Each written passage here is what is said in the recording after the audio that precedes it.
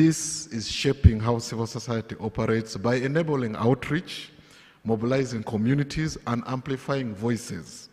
But it also raises concerns about equity and access, particularly for those who remain disconnected. And I think Dr. Isob also touched on that. As we discuss the future, we must embrace technology in ways that are inclusive and sustainable. Ladies and gentlemen, the Ministry of Internal Affairs, working through the National Bureau for NGOs, remains committed to fostering an enabling environment where civil society can thrive. We view CSOs as competitors, as not competitors, but as partners in delivering services, amplifying community voices, and ensuring that no one is left behind. The Ministry of Internal Affairs is in the process of reviewing the entire NGO regulatory framework. I call upon all the stakeholders present to actively participate in this particular exercise. We conducted a regulatory impact assessment, and currently we are conducting consultations countrywide. We intend to develop a regulatory framework that provides an environment for the sector that is friendly, healthy, conducive, and enabling. We are also in the process of establishing an interagency forum for all the key government MDAs involved in the work of CSOs in the country. This platform is supposed to bring together all the MDAs that should work in a harmonized and streamlined manner in engaging the sector. We are also in the process of verifying and validating the operations of CBOs operating countrywide. As you are aware, CBO activities countrywide have not been streamlined over the years. There are CBOs who actually are fit to operate as NGOs in this country. And also, if you go around the country, you'll see that different districts and cities appear to have their own mode and arrangement in overseeing CBO operations. Through this exercise, the exact number of CBOs and the contribution of CBOs countrywide will soon be appreciated. In conclusion, allow me to commend the conveners, and that is the Uganda National NGO Forum, the NGO Bureau, GIZ, and the EU for shaping this convention as a space for a honest dialogue, collective reflection, and above all, practical commitments. As we begin these 2 days of discussions, I urge all of us to engage openly, to listen deeply, and to contribute constructively. The challenges are many, but the opportunities are even greater. Together, we can chart a future where the civil society remains strong, resilient, and indispensable to Uganda's progress. With these remarks, it is my distinct honor to invite the German ambassador to deliver his remarks, and thereafter, the Honorable Minister of Internal Affairs will be invited to formally open this convention 2025 for God and my country. Thank you so much.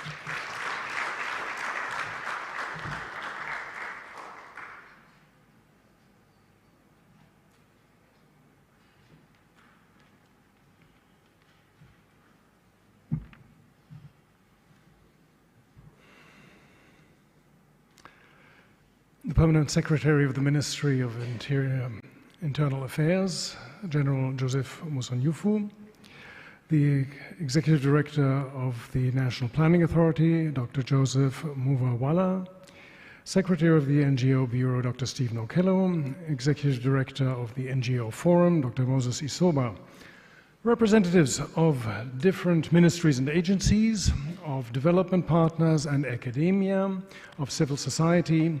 Ladies and gentlemen, Mwasuzo Mutya Mwebale Okunchaza. Good morning and thank you for hosting me. I am truly delighted to be at the National CSO Convention for the second time. I remember 2 years ago, the Honorable Minister of Internal Affairs, Kahinda Otafira, opened the CSO Convention, and I was impressed by his speech, because he very clearly stated that collaboration between government and civil society is both necessary and mutually beneficial. Let me also be quite clear. Without the contribution of civil society, Uganda will not be able to achieve its ambitious goals as outlined in the Vision 2040 and the National Development Plan 4, both of which clearly recognize the contribution of CSOs to the socio-economic development of this country. In Germany, we heavily depend on civil society to complement the government's efforts. Almost 40% of German inhabitants above the age of 14 years regularly engage in civil society and voluntary activities each year. Our federal president, Frank-Walter Steinmeier, regularly publicly recognizes these outstanding individuals for their commitment. Civil society is essential for inclusive societies where no one is left behind. It is a link between the government and the population at large. Via civil society organizations, the population, in particular marginalized groups, can share ideas and concerns. Additionally, CSOs can also help explain government policies, rights and opportunities to citizens that might otherwise never hear about them. Finally, alongside state institutions, CSOs are essential in helping to deliver services to the respective beneficiaries. I'm sometimes a bit troubled by an antagonism that I sense here in this wonderful country of Uganda, that parts of the government are not trusting CSOs, and that makes me sad, because actually CSOs and the government are allies, they are partners, they have the same goal, they want to make Uganda a better country to live in. Let me give you a concrete example of a German NGO that is dear to my heart, the German Alpine Club, or the German Alpine Association. It's a perfect example for combining service delivery and promoting the greater good. It plays a decisive role in protecting the unique environment of Germany's biggest mountain range, the Alps, but it also maintains a vast number of trails and huts that enable and promote sustainable tourism. I was a member for decades, and I appreciated the fact that not only I benefit as a member through reduced rates, using the huts, for instance, but also the environment and the people working in the tourism sector were benefiting from my annual contributions to this society. Ladies and gentlemen, based on the understanding that government and civil society must work hand in hand, Germany, together with the European Union, supports state and non-state actors through the governance and civil society program implemented by GIZ. The project strengthens stakeholders in fulfilling their respective roles regarding accountability, the implementation of principles of good governance, and the realization of human rights. I've seen many good examples of collaboration between CSOs and government that lead to a more inclusive and just society and foster development in Uganda. Let me just pick one example. Last week, I attended the Post-Global Disability Summit event organized by the Ministry of Gender and the disability NGO Nudipu. Not only did state and non-state actors jointly participate in the summit, but they had a substantial exchange of views on their national commitment and each partner's role. Without this exchange, the Ministry of Gender might have mainly thought about ramps, access ramps for wheelchairs, whereas they were also informed about the need for sign language interpretation. Ladies and gentlemen, this National CSO Convention is the culmination of 3 regional conventions held in Fort Portal, Mbale, and Arua in 2024. These regional conventions and offered the opportunity also for smaller NGOs to engage and share their ideas and concerns. Today, we can build on the outcome of these regional conventions and foster strategic collaboration among CSOs and government representatives across regions and different thematic spheres of operation. For the next 2 days, you will discuss 4 critical dimensions: the regulatory framework, how to balance accountability with operational independence; second, the political environment, how to always sustain constructive engagement; third, financial sustainability, how to build resilience through philanthropy, partnership, and innovation; and finally, digital transformation, how to harness technology inclusively, safely, and effectively. It is important to note, I think, that this convention is not a space for lamentation. It is a platform for constructive dialogue, shared learning, and practical solutions. Our goal is not simply to discuss challenges, but to leave here with commitments and strategies that will strengthen civil society's resilience, relevance, and impact. On behalf of the conveners, the Uganda National NGO Forum, the National Bureau for NGOs under the Ministry of Internal Affairs, and GIZ, I warmly welcome you once again and wish you all fruitful deliberations. Thank you very much. Mwebale nnyo. And it is now my distinct pleasure to invite the Minister of Internal Affairs, represented by the Permanent Secretary of the Ministry of Internal Affairs, General Joseph Musonyufu. Take the floor.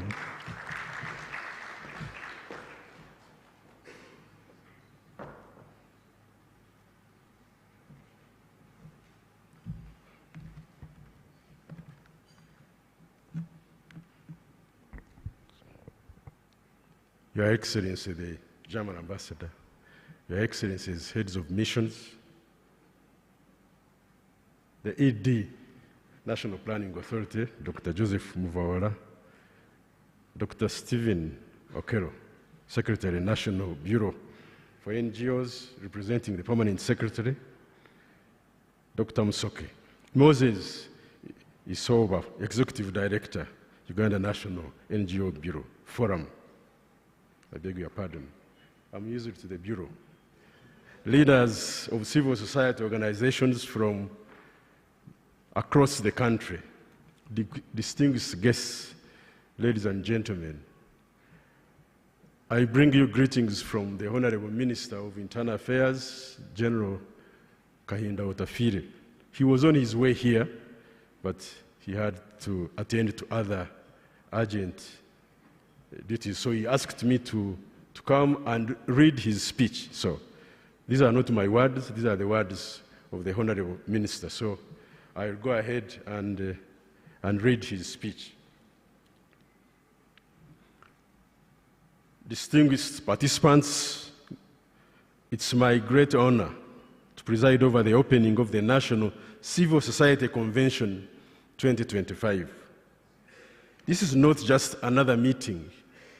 It is a forum that recognizes the indispensable role civil society plays in shaping Uganda's future.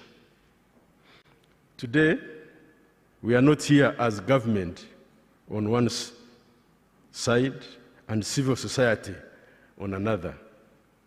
We are here as partners, each with responsibilities to our people and our nation, Uganda.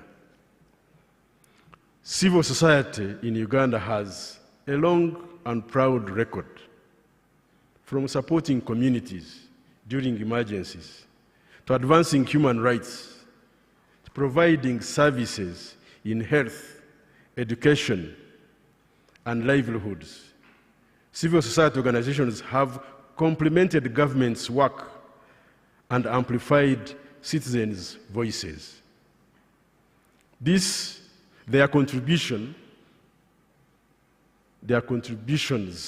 are recognized in our National Development Plan 4, which positions civil society as an essential partner in the national transformation.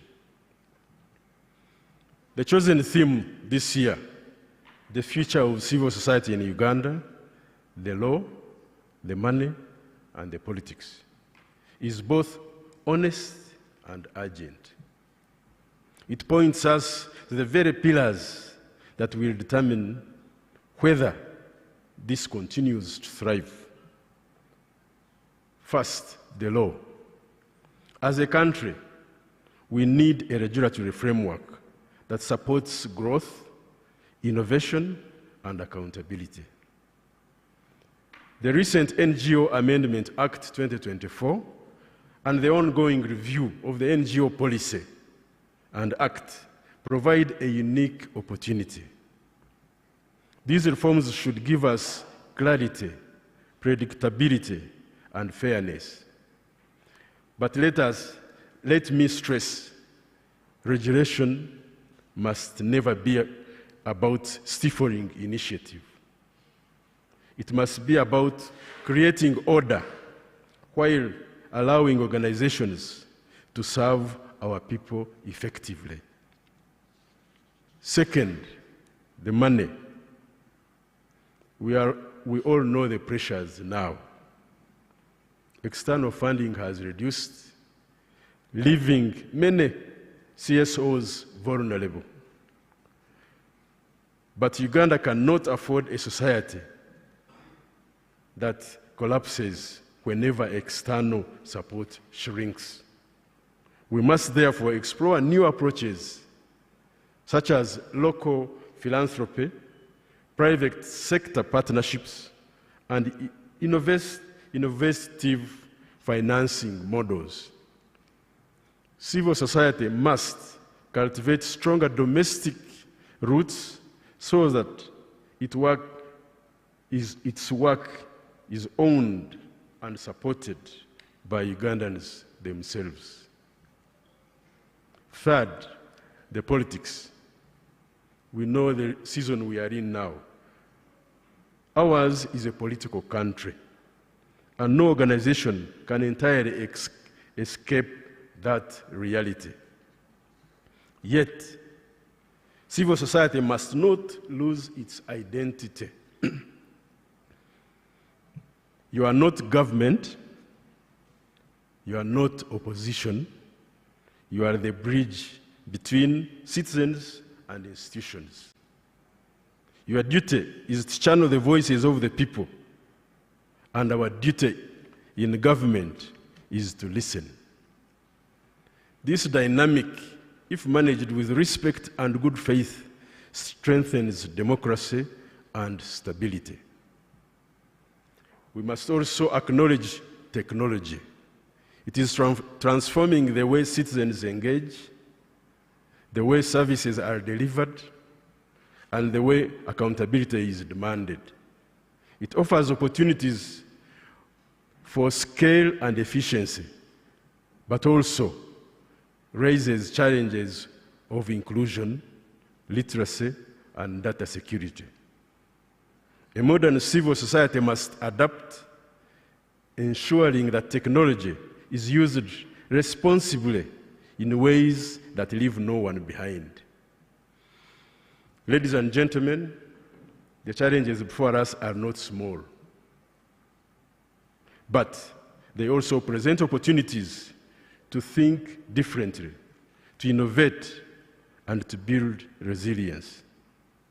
This convention is not simply about speeches, it's about commitments.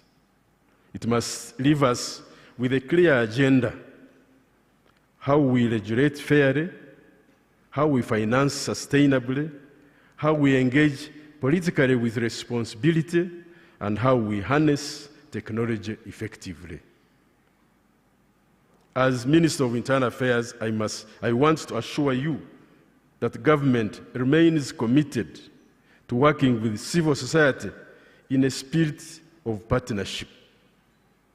Our common goal is a peaceful, prosperous Uganda, where every citizen's dignity and voice is respected.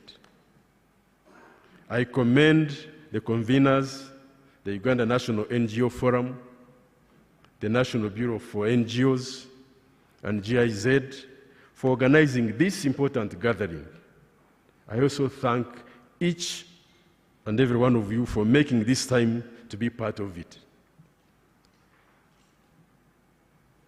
Ladies and gentlemen, it is now my distinct honor to declare the National Civil Society Convention 2025 officially open. Thank you for God and my country. Thank you.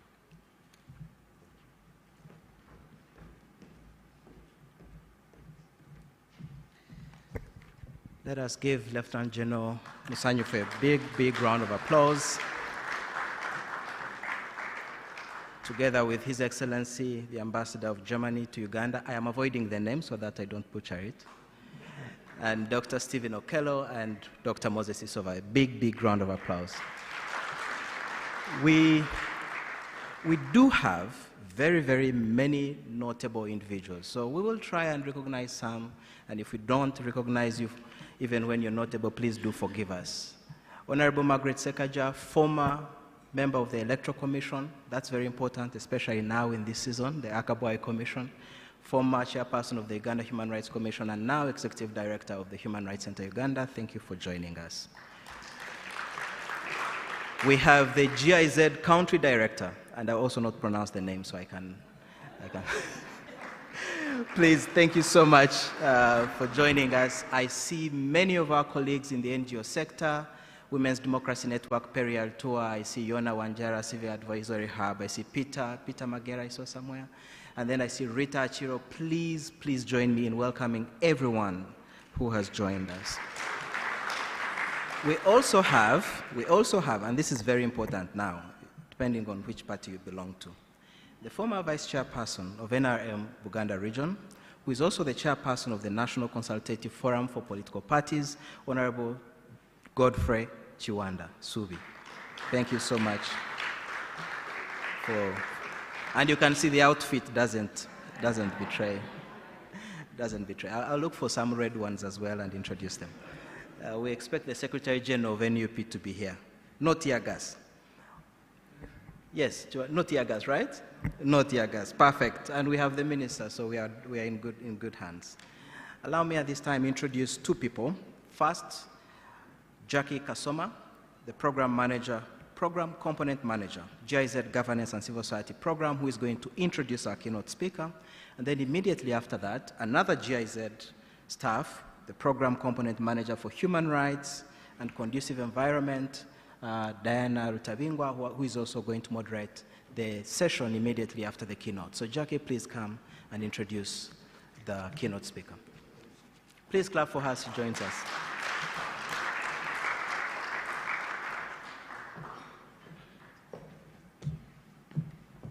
Good morning, ladies and gentlemen. It's my absolute pleasure to introduce the keynote speaker today, Dr. Joseph Muvawala. Dr. Joseph Muvawala is an economist with a doctoral degree in economics, a Master of Arts in Economic Policy and Planning, and a Bachelor of Arts in Economics and Social Administration, all from Makerere University. Currently, Dr. Muvawala is the Executive Director of the National Planning Authority. He possesses professional experience in both middle level and top management, spanning over 20 years in development practice and policy formulation. Before joining the National Planning Authority, Dr. Joseph Muvawala worked at the African Development Bank, where he served as the chief country education economist in charge of Ghana, Kenya, Tanzania, and Eritrea. Up until October 2009, he worked as the senior civil servant in the government of Uganda, serving as the Assistant Commissioner of Strategic Planning, Budgeting, and Project Formulation at the Ministry of Education and Sports. He also served as the Transport Economist, Policy Analyst, Sector Economist, and Macroeconomist in various ministries, projects, and consultancy groups. Please let's join our hands together as we welcome Dr. Joseph Mubawala. You're most welcome.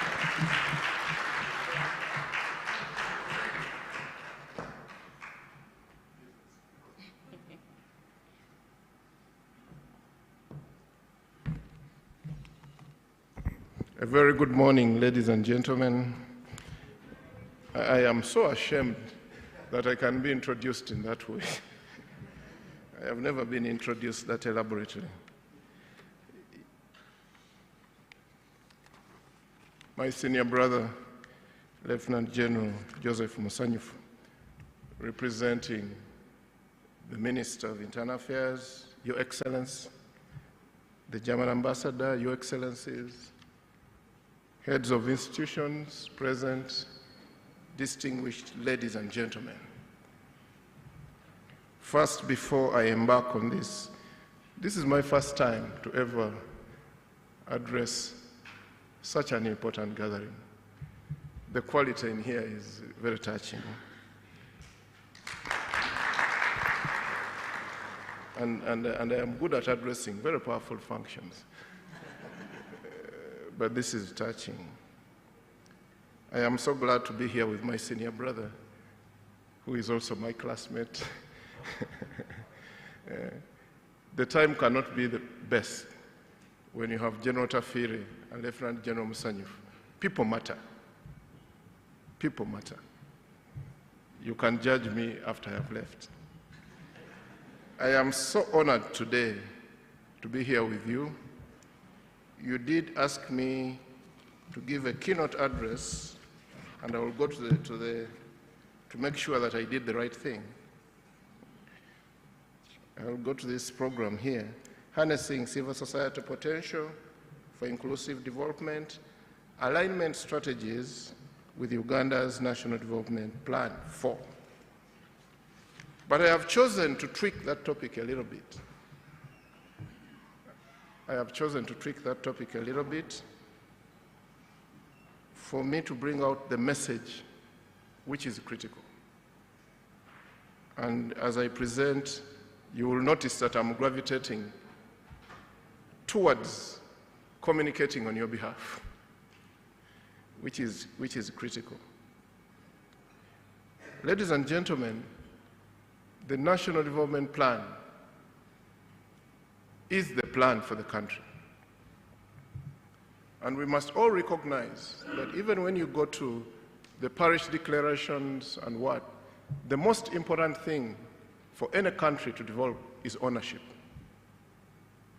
The only way we demonstrate ownership in this country is through our plan, the National Development Plan. I want to make it very clear that it is the plan. And deviating from the plan requires parliamentary approval. The plan is approved by Parliament, prepared by the executive, approved by Parliament. It is a parliamentary document. It is a national document. It must, underline, be respected. Second, civil society in this country is not new. And I think we are one of the countries with the highest numbers of civil society in the sub-Saharan Africa. That is very important. It means that entry is not restricted.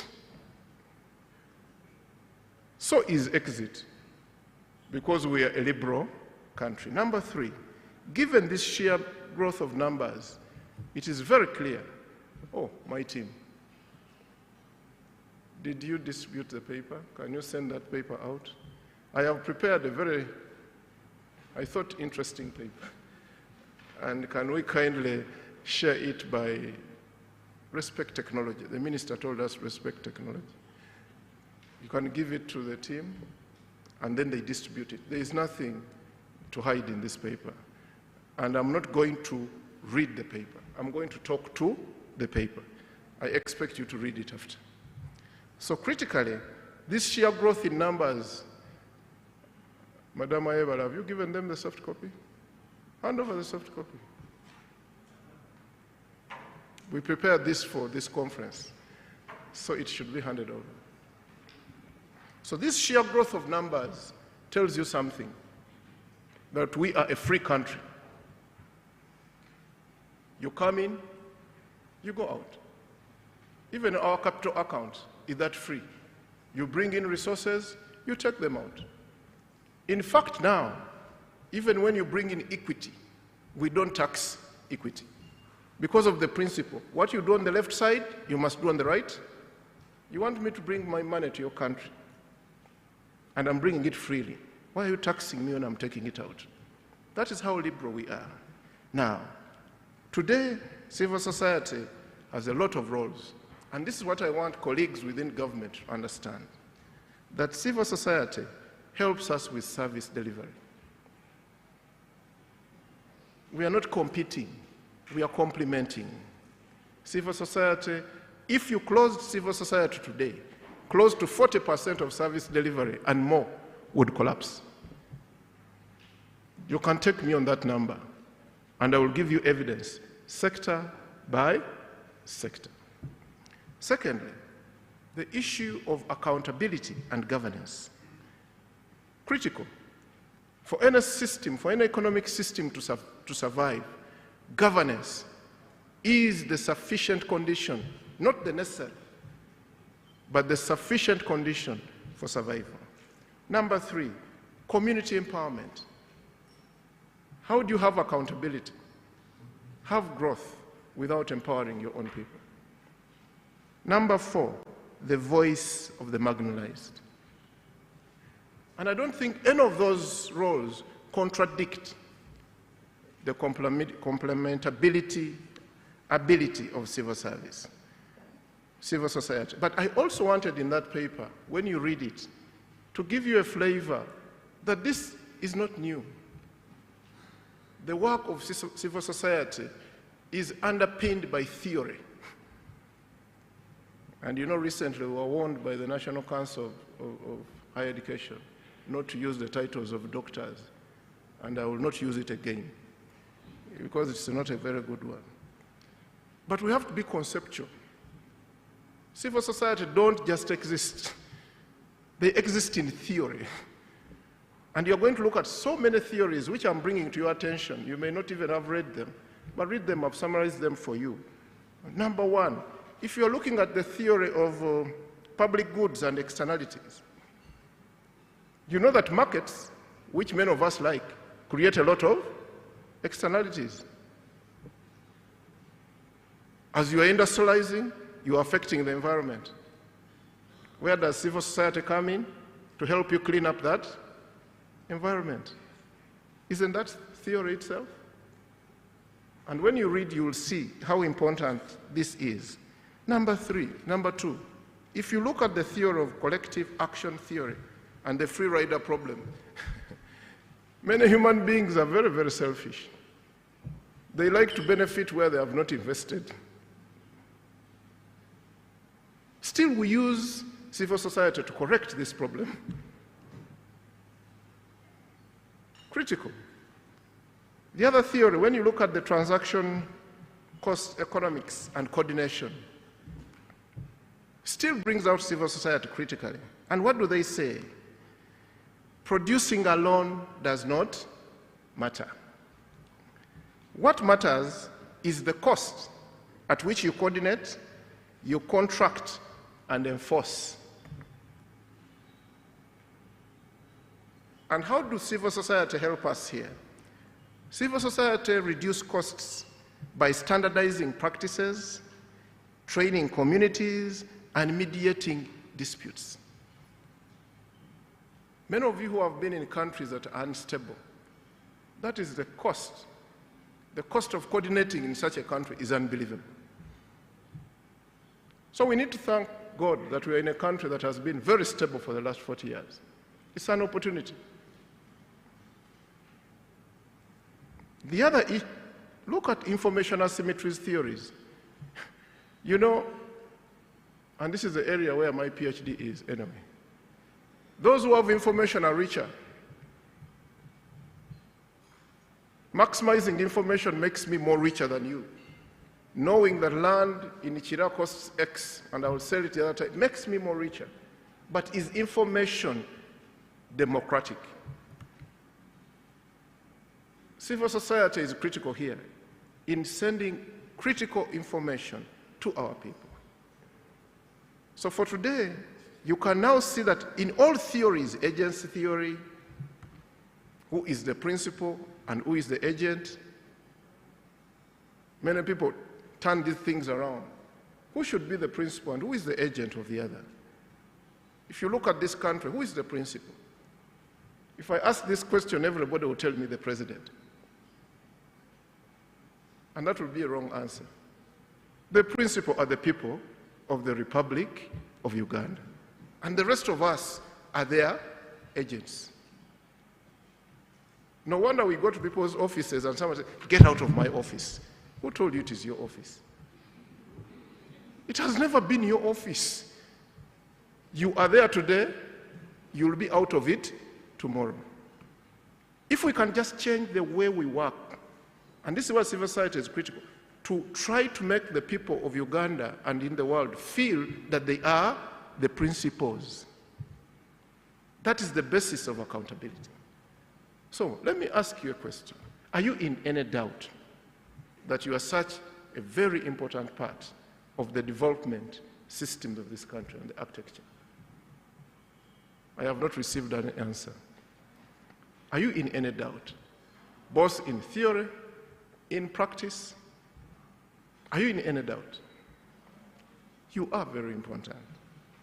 Now, let me take myself, I have also written about what is binding to you, the things you should be able to improve, and I will not waste a lot of my time. Read that section.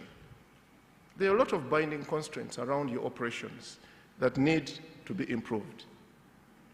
But most importantly, as the head of the planning authority, you need to improve your advocacy capacity, evidence. Many a time, I attend meetings and people are presenting subjective policies, not well-founded in evidence. It is going to be critical for us to survive as CSOs, to have evidence-based policy alternatives. That when we present a policy, and you want to help us to be accountable, you should be better or even as good as the evidence that we present. And I want to give you an example of one of the CSOs we work with, Sesbag. The first time we worked with these people, we said, again, they are here. But now, Sesbag implements even on behalf of the Ministry of Finance. They do. Because they have risen the game. When we begin to talk, it is evidence. It is not subjective. It's going to be critical for all of us in this space to arrive at that point. And let me tell you, colleagues, the National Planning Authority is not giving this keynote address because it's the National Planning Authority. It is imperative. It is in law of the Planning Authority. I don't know whether many of you know this, but we have been dodging this. Every time we have been dodging the bullet. Go and read the law, the National Planning Act, as amended. Number 8, the National Planning Authority shall, working with the private sector and civil society, assess the performance of government. It's a requirement. It's part of my job. But it's one job that I have done so badly. In the last 12 years, I've been ED. And it is because I have been dodging it. And I have been dodging it because of some of you. We have to change the way we dialogue. We have to be more evidence-based. And then the planning authority will take the lead in getting all the work that you do and presenting it to the government. Because after all, the planning authority is government. And my brother Kiwanda here knows that I'm one of the people in this government. For as long as I have the evidence, I will present it the way it is. There is no doubt. And many people always think I'll lose a job. My contracts just get renewed even before I ask for them. Before they expire, and I can tell you it's already renewed. Because one, if we are talking about a challenge, we talk about it the way it is. So that is going to be critical. And now, what is going to be very important for us to go forward? I don't want to waste a lot of your time. Number one, from our view, and I am so glad my brother here has done a very good job. I am also so happy that government has been rationalized, because we are beginning to get problems of who is the principal here and who is the agent. Agencies had started behaving as if there were no ministries. Ladies and gentlemen, our ministry that coordinates us is the Ministry of Internal Affairs. The functions that the Bureau perform are functions of the Ministry of, they are the functions of the minister. The problem was that agencies and their boards had started thinking they are bigger than the minister, principal-agent relation. The minister, in that case, is the principal. The bureaus and all other things, authorities, are agents. They had better know that. And I was at the center of this rationalization, because we want to create a command and control structure that is very clear. Now that has been created. Now we would like you to align. Remember where I started from. We have the National Development Plan. You cannot change it, whether you like it or you don't like it. The only time you can change is it's at midterm. So as CSOs, we now have to start preparing. If there are any issues with this plan, at midtime, we must put them on the table. And then we'll be able to make changes. We request you to align, to make alignment measurable and accountable. Through the Ministry of Internal Affairs, we should operationalize the CSO information and result system that aggregates CSO financing contributions and results into a single system. Ask me a question as a head of planning. Do I know how much money comes into this country through the CSOs? Who is an economist here who knows? Ayebale, you are the modeling people. Macro. Do you know how much comes in? Do you know what it does? Do you? The answer is no. No wonder people think we are not important. Because nobody can exactly touch what we do for this economy, quantify it.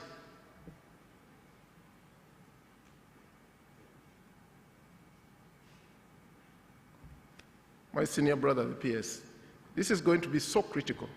And people think this is regulation. It's not, for God's sake. We as economies, we must now be able to quantify your contribution. The way we are quantifying private sector. And we request that this information system be created. We would like to know, for example, if I'm an NGO, a CSO operating in Busoga, where I have authority to talk. I have authority to talk about Busoga the way I want, but not any other area. We would like to know, what do you do in that place? What do you deliver in that place? Do the districts in Busoga know what you're doing? Do you know why? You will help us with duplication. You will help us with double accounting. Right now, I can tell you, because I do this M&E, some of the work you do can easily be accounted for by other resources that you have not put in place. Have you seen that? You have put up a classroom. The DEO in that district could simply say, this money came from the budget and did this classroom. That is exactly what we are looking for. Not to touch your money and use it ourselves. Have the money. Let us know how much is coming in. Let us know what it is doing. Let us know the results. Let us all contribute to one. Just imagine, ladies and gentlemen, just imagine if we all put together our resources towards one plan. Would this country be able to achieve the tenfold growth? Yes or no? It would be far faster. Let me give you an example. Some of you who work in the health space, health, education, and gender, the off-budget resourcing, which we cannot even count, far exceeds the budget that comes from the central government. The off-budget, when I say off-budget, meaning the resources you have that you are using in that space far exceeds the resources that come from the budget that I control. But now let's ask ourselves, what is happening to maternal mortality? What is happening to neonatal mortality? What is happening to medicines? Imagine a time when we can all say that we are all heading towards dealing with maternal mortality. We put all our resources there, we get our targets well, we all move in the same direction. How far would this country go? So that's the reason I was very happy to come here to make this keynote address. For me, I cannot say more. The rest you read. My key message today is that regulation is a good thing. But in any economic system, over-regulation is a bad thing.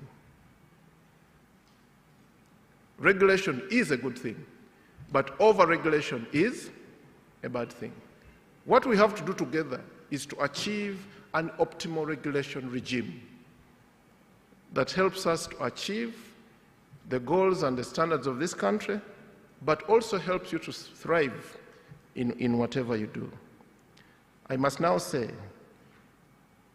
that given the scarce resources, the dwindling resources, and also given that this country has a plan, I want to urge you to align to the plan. While you think that resourcing is the fundamental problem, for me, I think alignment is more of a fundamental problem than resourcing. Because the day we align with your better capacity to implement, trust me, government will gravitate towards working with you to implement on behalf of government. Trust me. I am not Prophet Mbonyi, but I am prophesying that if we organize ourselves and we align to the government programs, government will have no choice but to work with you because you have better implementation capacity. That is the truth. And I've seen it working for all. I worked for the African Development Bank. We see NGOs, CSOs as implementers of first choice. They are closer to the people, they are emotional, they do things faster. The problem is now, how do we create that relationship where we understand each other, where we can constructively criticize each other, where we can now remember now, as part of our work, we are supposed to work with you to evaluate government. It's a requirement by the act signed by the President of the Republic of, so he knows. So I am calling upon all of you, and also using this chance to direct My senior brother, these days I also direct. Using this chance to direct Rosette and to thank the German government for the work you're doing in helping us to create a framework that is going to bring all these CSOs together for us to start that very important mandate. Though late, we are starting it late in my 12th year. I know that I will leave the authority very soon, but better late than never. I want to take total responsibility for not activating that, but you also know the conditions were not that very good. We can now see in the leadership in the ministry, I have the right people to work with. Help us to work with you to create a better Uganda. We have a target to multiply this economy by 3 times in the next 5 years. That is a very dangerous target. It's not about improved livelihoods. But now it is, GDP must be 3 times, which should be $158 billion from 60. For that to happen, we need you. For that to happen, we must improve the way we work 3 times. In everything. If you're a bus driver, drive this properly. If you're a leader of an NGO and a CSO, ensure the results are delivered. If you're a teacher, teach the students. If you're a medical person, don't strike. Let our population be healthy. Let us work better. May God bless you. I have given you that paper. Kindly read it, because these 2 ladies took their time to write it. Can I introduce you? Madame Rosette, who is the manager for governance at NPA, and my lovely lady here, who is she's a doctor to be. They told you not to use those terms. One of the brightest ladies I've ever worked with in this world, Madame Evan. Thank you for preparing this paper, and thank you for making me look like I'm very bright when I'm not. Kindly read that paper, and if you have any reviews, every time we issue these papers, we also publish them. I thank you. My brother, I've not seen you in a long time. You're looking so nice. May God bless you.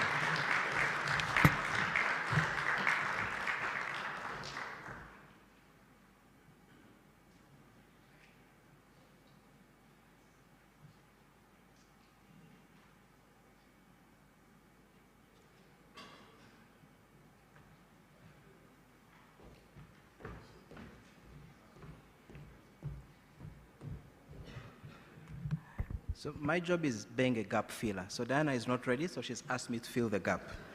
And I don't know how to do that. So let's give Dr. Muvawala a very, very big round of applause. And I think from his keynote, it's very important we do additional research. So Mentimeter. And I know some of you don't like Mentimeter. So pull out your phones. Pull out your phones. I have to see that you're pulling out your phones. Okay, let me see. Present. Remember, do you remember the QR code? If you don't, you can say mentimeter.com and put in the code, which I think should be on the screen shortly, 8465 8465 402 4035. Okay, I will go back to the first question we started with. Because we have only 45 responses, we are 200 in the room. That's not a good response rate, huh? Research, right? PhD, research, right? It's not a good response rate, so we have to improve that. So please, in one word, what comes to mind when you think of the future of civil society in Uganda? And you can see the word cloud. Let's get more responses to that question.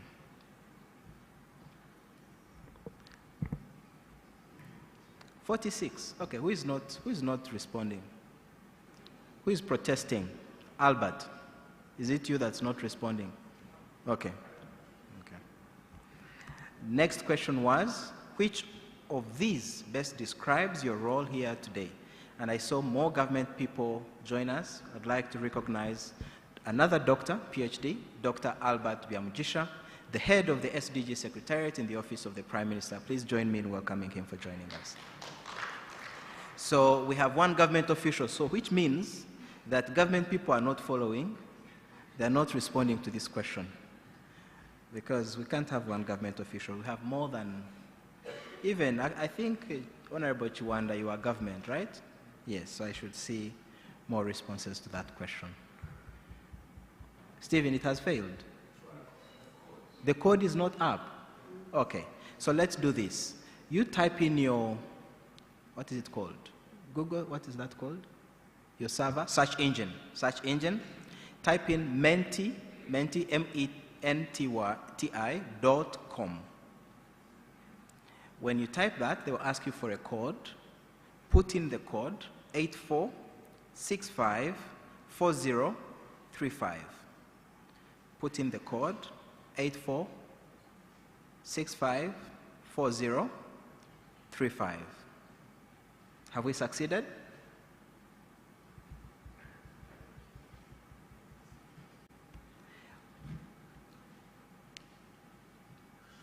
Menti.com, and then when they ask you for a code, put in 84654035. Yeah, I see Stephen has responded, so he has succeeded. 2 government officials present. Okay, let's go to the next question.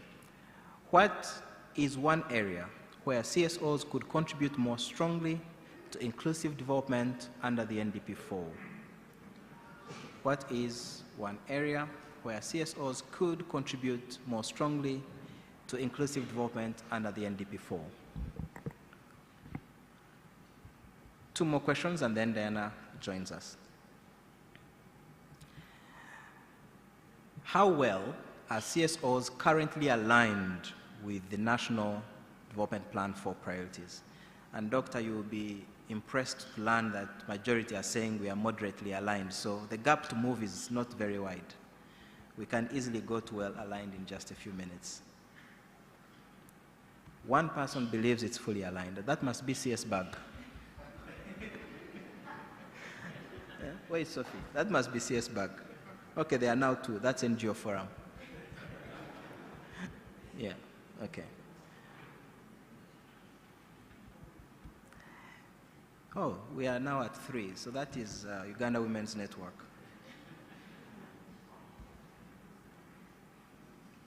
Okay.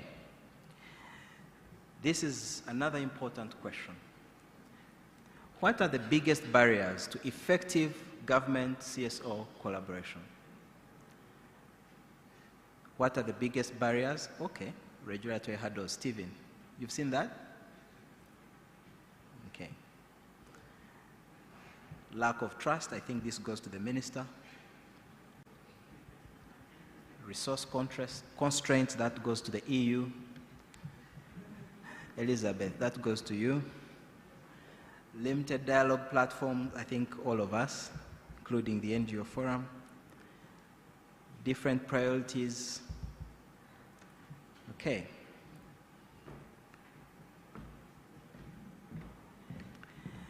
And then finally, what one word best describes a successful government CSO partnership?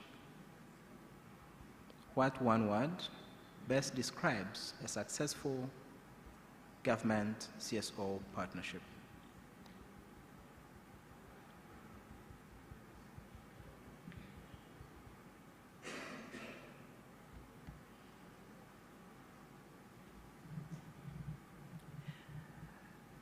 The keynote and all the other papers that will be presented during this convention are going to be uploaded on the platform that you already have access to. So please scan the QR code and you will have access to all the resources, including speaker profiles and the program and the concept note.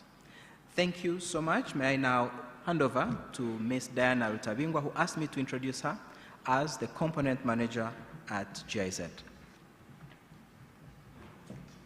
Please clap for her.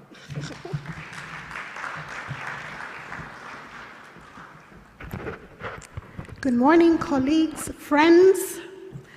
I am going to be taking us through the next session, where we are going to have an interesting conversation around, based obviously on Dr. Muvawala's keynote address, but really exploring how we strengthen partnerships for sustainable development, and looking and exploring at the ways of enhancing collaboration between government and civil society, specifically with a focus on the NDP4.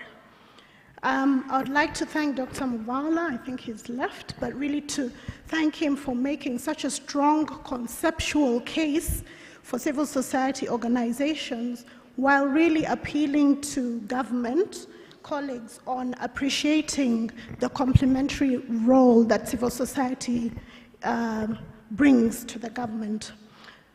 And this role is based on the law, Section 7 of the National Planning Act, but also, more importantly, in the NDP4, civil society organizations are referred to as major stakeholders across the different programs 51 times.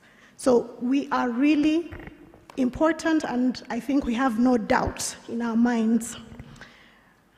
Okay, so the objective of the session is really to explore these partnerships and how we can deliver stronger and more inclusive results for Ugandans, especially as we move into implementation of NDP4. The collaboration between government and civil society is more important than ever, and specifically, as Dr. Muvala highlighted for us, aligning our plans with community needs, but also accelerating our progress as Uganda based on the Sustainable Development Goals. So in this session, we're going to tackle partnerships. How do we build them into stronger collaborations under NDP4? How do we use these partnerships to accelerate progress on the SDGs within the framework of NDP4? And how can government and civil society, by working hand in hand under NDP4, transform partnerships into real impact for sustainable development? So, to take us through these discussions, I'd like to introduce our distinguished panelists. And panelists, once I call you, you can come up and join us. Representing the National Planning Authority, which leads on the formulation, coordination, and monitoring of NDPs, and which is now creating space for meaningful engagement with stakeholders, including civil society organizations. I'd like to welcome Madam Rosette Kuhiro, who is a trained lawyer, the manager of the Governance and Public Sector Management Program.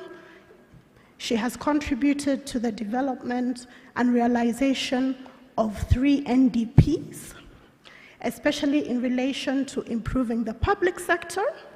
Her work focuses on enhancing public sector's capacity to deliver quality public goods and services. Ms. Rosette Kuhiro supports public and private sector initiatives, ensuring a conducive environment for sustainable economic and social growth. But more importantly, she is the #1 champion of the human rights-based approach to planning, and I want to say it is particularly of her efforts that HRBA is mainstreamed in the NDPs.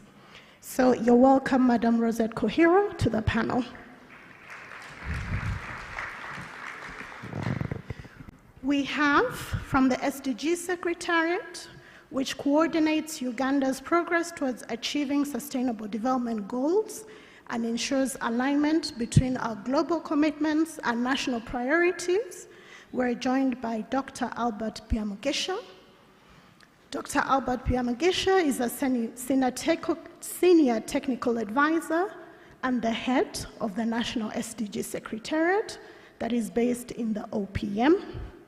He is a PhD holder in economics of education and policy. He's a distinguished statistician and has a rich career spanning over 40 years. He has experiences in managing and leading several departments within the government of Uganda. He is the chairman of the board of Uganda Bureau of Statistics.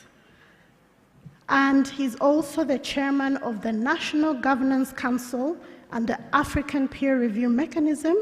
He's an associate professor at the Uganda Technology and Management University and a visiting professor at Kobe University in Japan.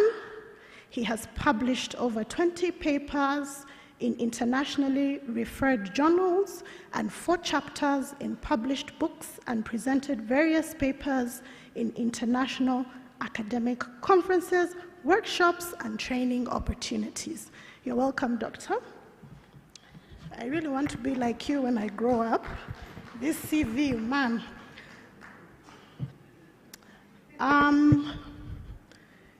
Representing civil society, which of course brings the voice of citizens, grassroots perspectives, and innovative approaches to development, and which is a critical partner in ensuring inclusiveness and accountability under NDP4. We're pleased to have Ms. Angela Bwanga, the Executive Director of Rwenzori Anti-Corruption Coalition. You're welcome to the panel, Angela. Angela is a trained lawyer with a master's degree in gender globalization and human rights. She's an ardent advocate of governance and accountability with extensive experience in civil society leadership, community mobilization, and institutional strengthening, citizen participation, and anti-corruption efforts in Uganda, particularly through the organization that she leads, which is the Rwenzori Anti-Corruption Coalition. With a very strong background in program management, stakeholder management, and policy advocacy, Angela has collaborated with government agencies, civil society, and development partners to promote good governance, social accountability. She has led initiatives on service delivery, monitoring, and anti-corruption campaigns. You're welcome, Angela. Another representative from civil society is Sophie Chagulanyi. Sophie, you're welcome to the panel. Sophie is representing CISBAC, and I think CISBAC has really led by example on collaborative partnerships and really how to bring citizen voice in the center of discussions on accountability. And of course, I think everybody knows CISBAC. Sophie is a trained lawyer and practicing lawyer, a specialist in law, governance, human rights, access to justice, and rule of law. She has a background to citizens' empowerment and is committed to using law for the development of people. She has worked in this area for over 20 years, working with Foundation for Human Rights, Forward, Oxfam, Belgian Development Agency, and she's served in various capacities with local and international organizations on the African continent. You're welcome, Sophie, to the panel. We were supposed to be joined by a colleague from the Office of the Auditor General, but they are unable to be here. So, we're going to request for a volunteer, a brave volunteer to join the panel. I'd like to request for Mr. Robert Kirenga. I'm not sure where you're seated.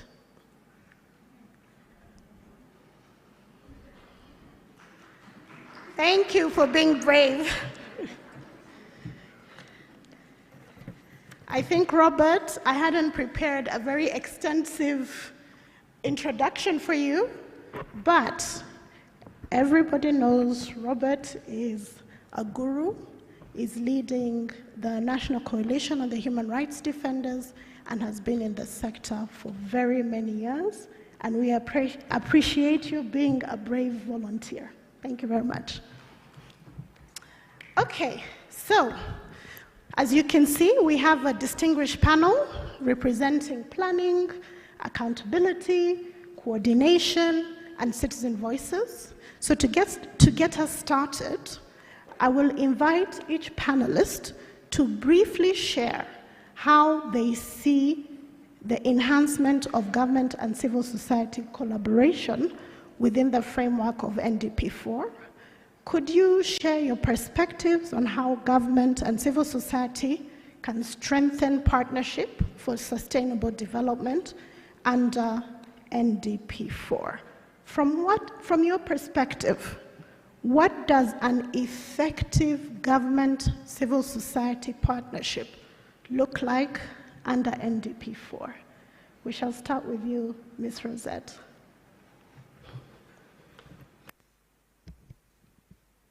Thank you, moderator. Yes, thank you, moderator. When I look at this relationship between the civil society and government from a planning perspective, I would like to build on what Dr. Muvara talked about in regard to our role as the National Planning Authority. Over the last 3 NDPs, even as we were putting together the NDP4, we have had engagements with civil society in the development planning processes. But this engagement has been ad hoc.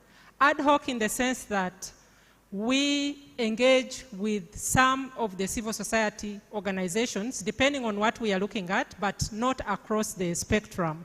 Yet there are various thematic areas where civil society is working, where ordinarily we should be engaging. So we have had this ad hoc relationship, which has not been thorough in the sense that as we look at the different development issues, it is important that we, engage through and through, depending on the issues that we are handling. So it is indeed very necessary that we have this ongoing partnership in a structured manner so that we do not leave any stones unturned. So looking forward, I would think that with this kind of engagement and with the framework that we are proposing to put in place as the National Planning Authority, we believe and hope that we shall have better engagement, which is structured so that all issues of development are put into perspective, all issues are discussed, and most importantly, with this kind of structured engagement, we believe we shall be able to handle the human rights-based approach issues more concretely. I thank you. So Rosette, I pick 2 things from what you're saying. One, we've had an ad hoc manner in which the NPA has been engaging with civil society organizations, but looking forward, the NPA is looking to set up a structured manner in which they cooperate or coordinate or collaborate with civil society organizations.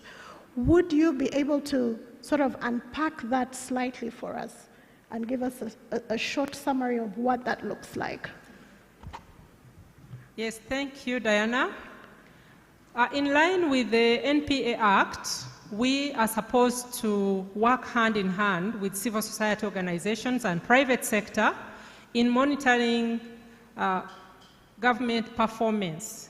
So ordinarily, we have been doing this work with some of the civil society organizations, but like I mentioned, it has been an ad hoc situation. So we intend to put in place a formal structure, which we are calling the Non-State Actors Engagement Framework, where we shall move with you systematically as we actually do the implementation and also do the monitoring and evaluation. Depending on for example, sometimes we go out and do monitoring and evaluation on the core projects or any other monitoring that we may seek to do. So we intend to have this structure in place, and we shall engage with you on the onset and ensure that your work, sometimes you even already have some of this work done. We can go out together and do the actual monitoring, but also we can use the work you have done to validate and ensure that work is moving smoothly across all the government programs as provided for in the NDP. So this is really work that is still ongoing. We do not yet have the structures, but we are synthesizing and trying to see how we put this structure in place with the support of civil society organizations. It is envisaged that the structure will work both at national and local government level, but we shall engage with you. We have had a preliminary meeting with a core team of representatives from the civil society organizations, and this will be followed up by regional consultative workshops, and then we shall have a national validation. It is at that point that we shall be able to put everything together and eventually launch the non-state actors engagement forum. I thank you. Okay, sounds like NPA is really cooking, and we're looking forward to actually seeing how the structure is going to look like, and how you actually, in a structured manner, engage with civil society organizations. I'd like to turn to you, Dr. Albert.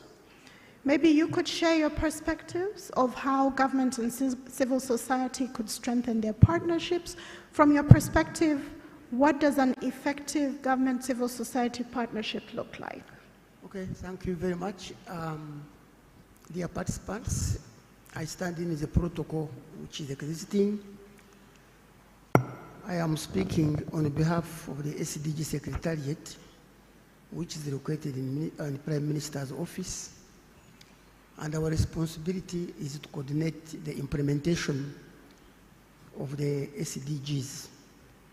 As you may be aware, SDGs were adopted in 2015, September, and during that time, Uganda held the presidency of the General Assembly.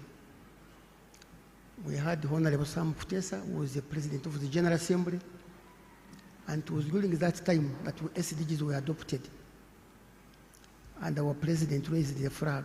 And since that time, the government developed a coordination framework which supports the implementation of the SDGs, and has got 3 elements.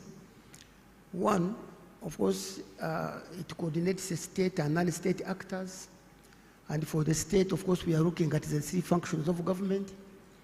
While for the non-state actors, we are looking at the CSOs, private sector, academia, the youth, development partners, etc.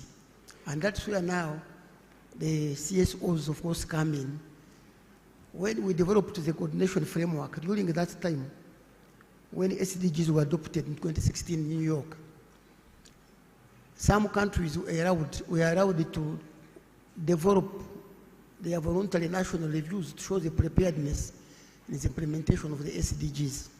And Uganda is among the 22 countries which presented their first VNRs, first voluntary national report. And during that time, 2016, Uganda had 2 reports. The government of Uganda presented on the preparedness and the implementation of SDGs, and the CSOs also had their own report. And I think before that, there were always several reports, some presented by government, others presented by CSOs, and sometimes giving divergent views.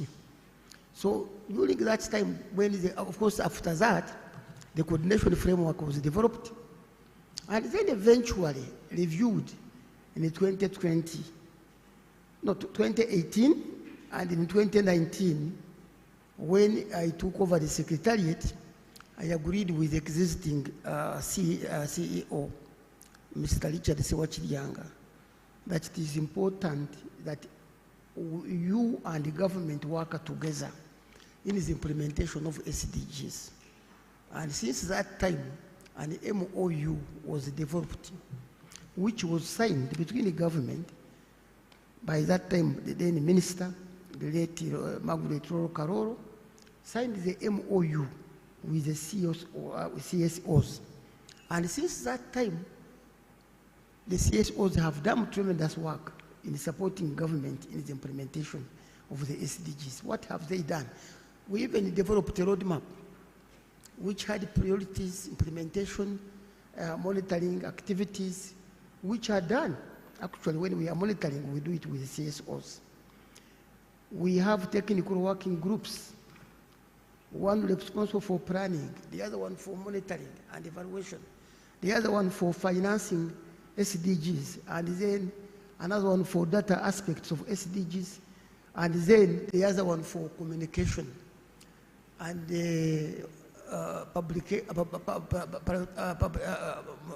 publicizing SDGs. And the CSOs participate and attend all these meetings. They also attend the National Task Force of the SDGs. And every year we have been developing progress reports on the implementation of SDGs, and we have been doing them actually collaboratively with the CSOs. Whatever we do, we share with them, and then before we publish, at least they have owned it. And it's important to note that Uganda has prepared and presented 3 voluntary national reviews. The first one, 2016, where we had 2 divergent reports. The second one, 2020, where we produced 1 report for Uganda with contribution from the CSOs. And then the last one, 2024, the one we did last year, which Uganda presented. And it was noted that when the Prime Minister was presenting that report, they recognized the CSOs' contribution during that time. And I think we stood out to be among the first countries where CSOs now were working with the government in the implementation of the SDGs. The other one is improved data and indicator coverage. It is important to note that in 2016, the indicators which government was able to use to assess performance of SDGs were 45. But now, working with the CSOs and other key stakeholders, the number rose to 92 when we were developing the 2020 voluntary national review, which we worked with the CSOs. And why did the numbers rise to 92? Was because the CSOs, of course, they have reference groups which are on the ground.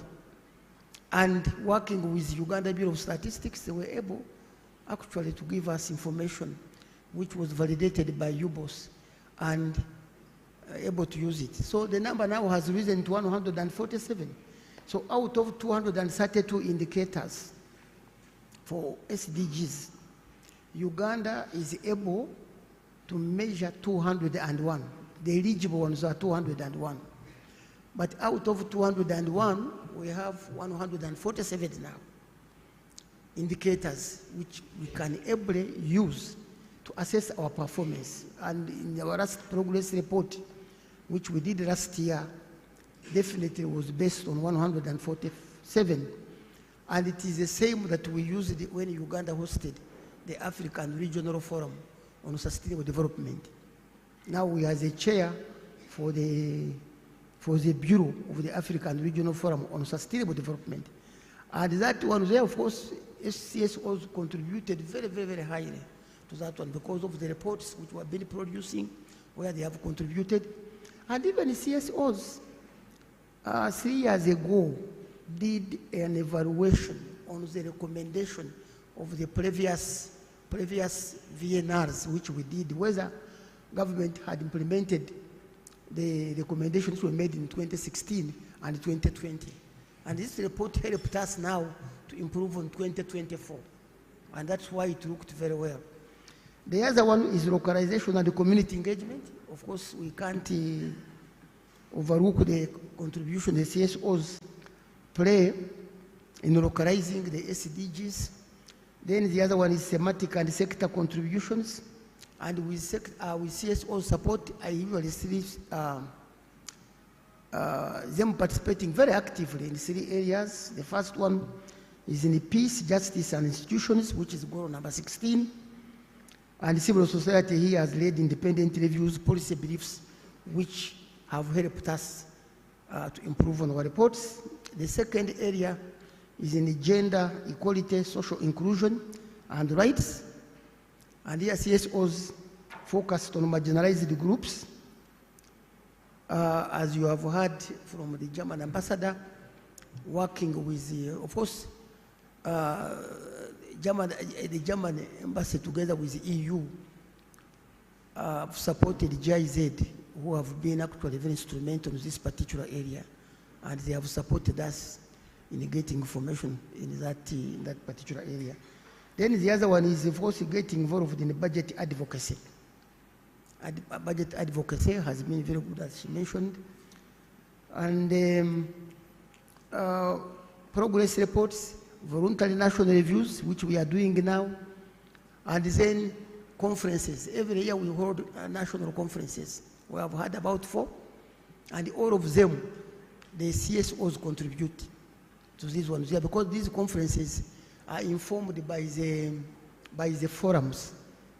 And I want to recognize the Danish Embassy, which supported us in 2023 to conduct forums and then produce the report which informed the national conference. And this one here, this contribution was because of the proposal which the Secretariat wrote with the CSOs. And we were able to get almost 2 billion from the embassy. And part of that money supported the youth to do more running on some areas, SDGs in Danida.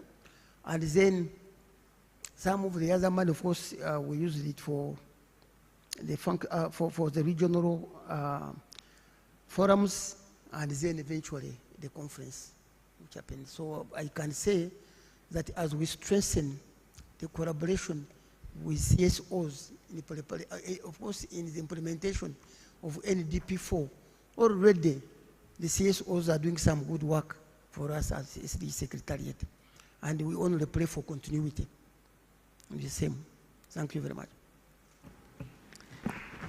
Thank you so much for that response. I wonder, Angela, have you felt the localization and community engagement from Dr. Albert's Secretariat when you're there in Fort Portal working? I wonder if you've felt that community engagement. But as you think through that, could you share with us your perspectives on how government and civil society could strengthen partnerships for sustainable development under NDP4? What do you think an effective government-civil society partnership should look like? Yeah, thank you so much. I'm here speaking on behalf of Renzori Anti-Corruption Coalition, but also the other anti-corruption coalitions which are under Anti-Corruption Coalition Uganda. You know, it's a national organization. So as Renzori Anti-Corruption Coalition, we see our role in ensuring that, in enhancing the collaboration between government and civil society, we feel is centered at the building trust, accountability, and community inclusion. So as an organization, our activities realize this particular objective by having joint monitoring activities, which we do with government. And here we've been able to save a lot of monies from government, where they would be lost if we are not there. We've saved over 1 billion shillings in our region, just because we've done more preventive than waiting for things to go bad, and then we call it post-mortem. So we are seeing ourselves working with government through the public accounts committees, which we've been able to actually monitor their recommendations and also the recommendations of the Auditor General. We've been able to ensure that all these are acted on by the particular accounting officers to save government this money. Then we've been able to do a lot of monitoring. We've monitored over 1,000 projects. These ones we've been working with a public PPDA, where we've been able to show where there are gaps within systems, and we report directly to PPDA through an app, and we're using digitalization, where PPDA has come in and also helped us structure this, improve on that particular area. I would give an example in, I'm here because I represent communities, and I cannot speak like other people are speaking theoretically, but me, I'm giving you examples of what is happening in the community. We have a health center in Bundibujo, which I would like to share. This health center is built without curing the bricks. And this health, you know, our region suffers from, earthquake, and anything could happen to that community. So this is a health center we are building, and you're putting things which are not supposed to be right. So as a community, they've been able to come up, monitor that particular project, brought these issues to the table, and we've engaged in constructive dialogues between us and government. And we have had this issue rectified, and right now we have our facility completed. So we have several examples of such cases which we can share into this platform. So we see ourselves as linking citizens' voices to government to ensure that there's that gap. The voices are coming up, they're marginalized. We have the youth participating in planning, budgeting processes. We have the people with disabilities participating. We have women participating. We work with the people with disability councils. We work with the women councils. We work with the youth councils to ensure that their voices are brought onto the table, so that they are able also to engage, and also their issues to be brought onto the table.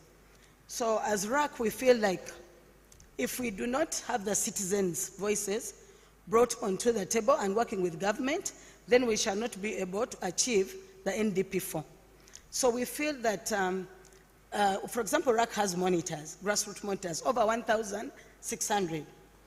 Then you find that also government is creating monitors, that is under the Inspectorate of Government, which is also a parallel-like structure.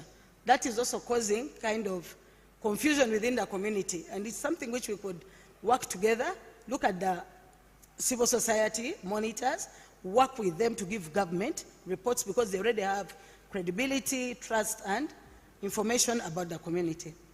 So our conviction is, as anti-corruption, is that we cannot, collaboration with government is not a wish, but it's a must to ensure that we have the sustainable goals achieved through the NDP4.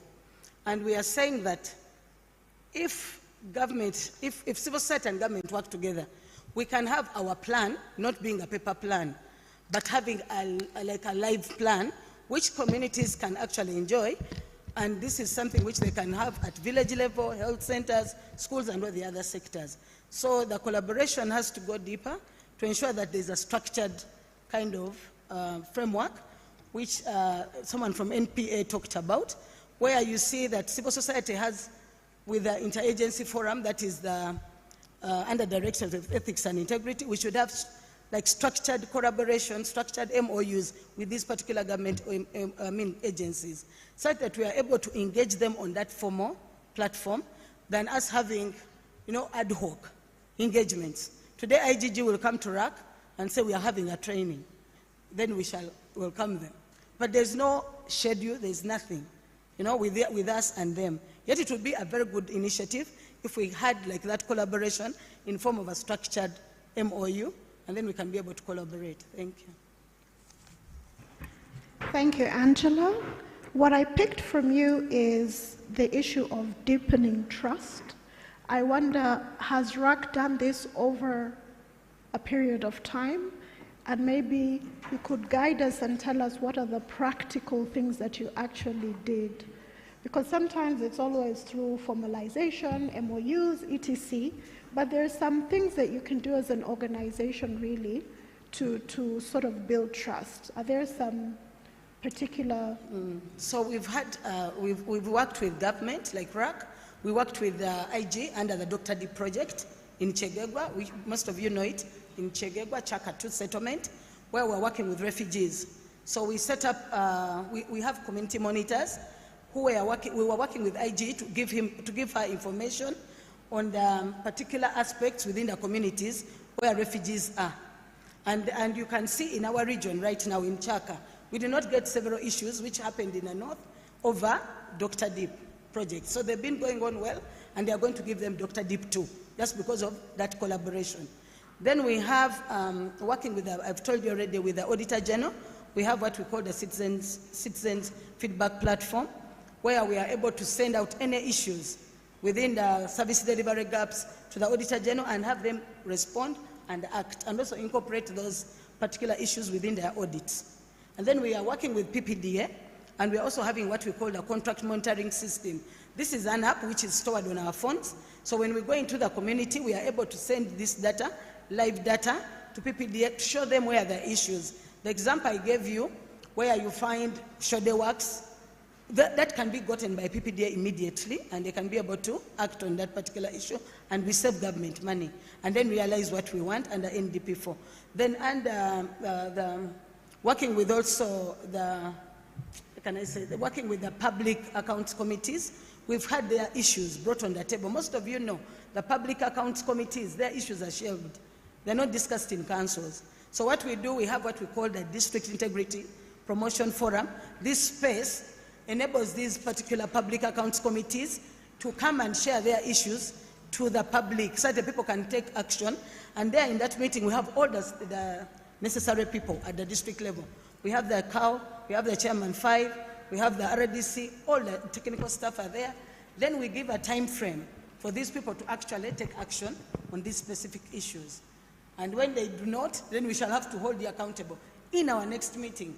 Why you did not take action and why you were not able to abide by the meeting's resolutions.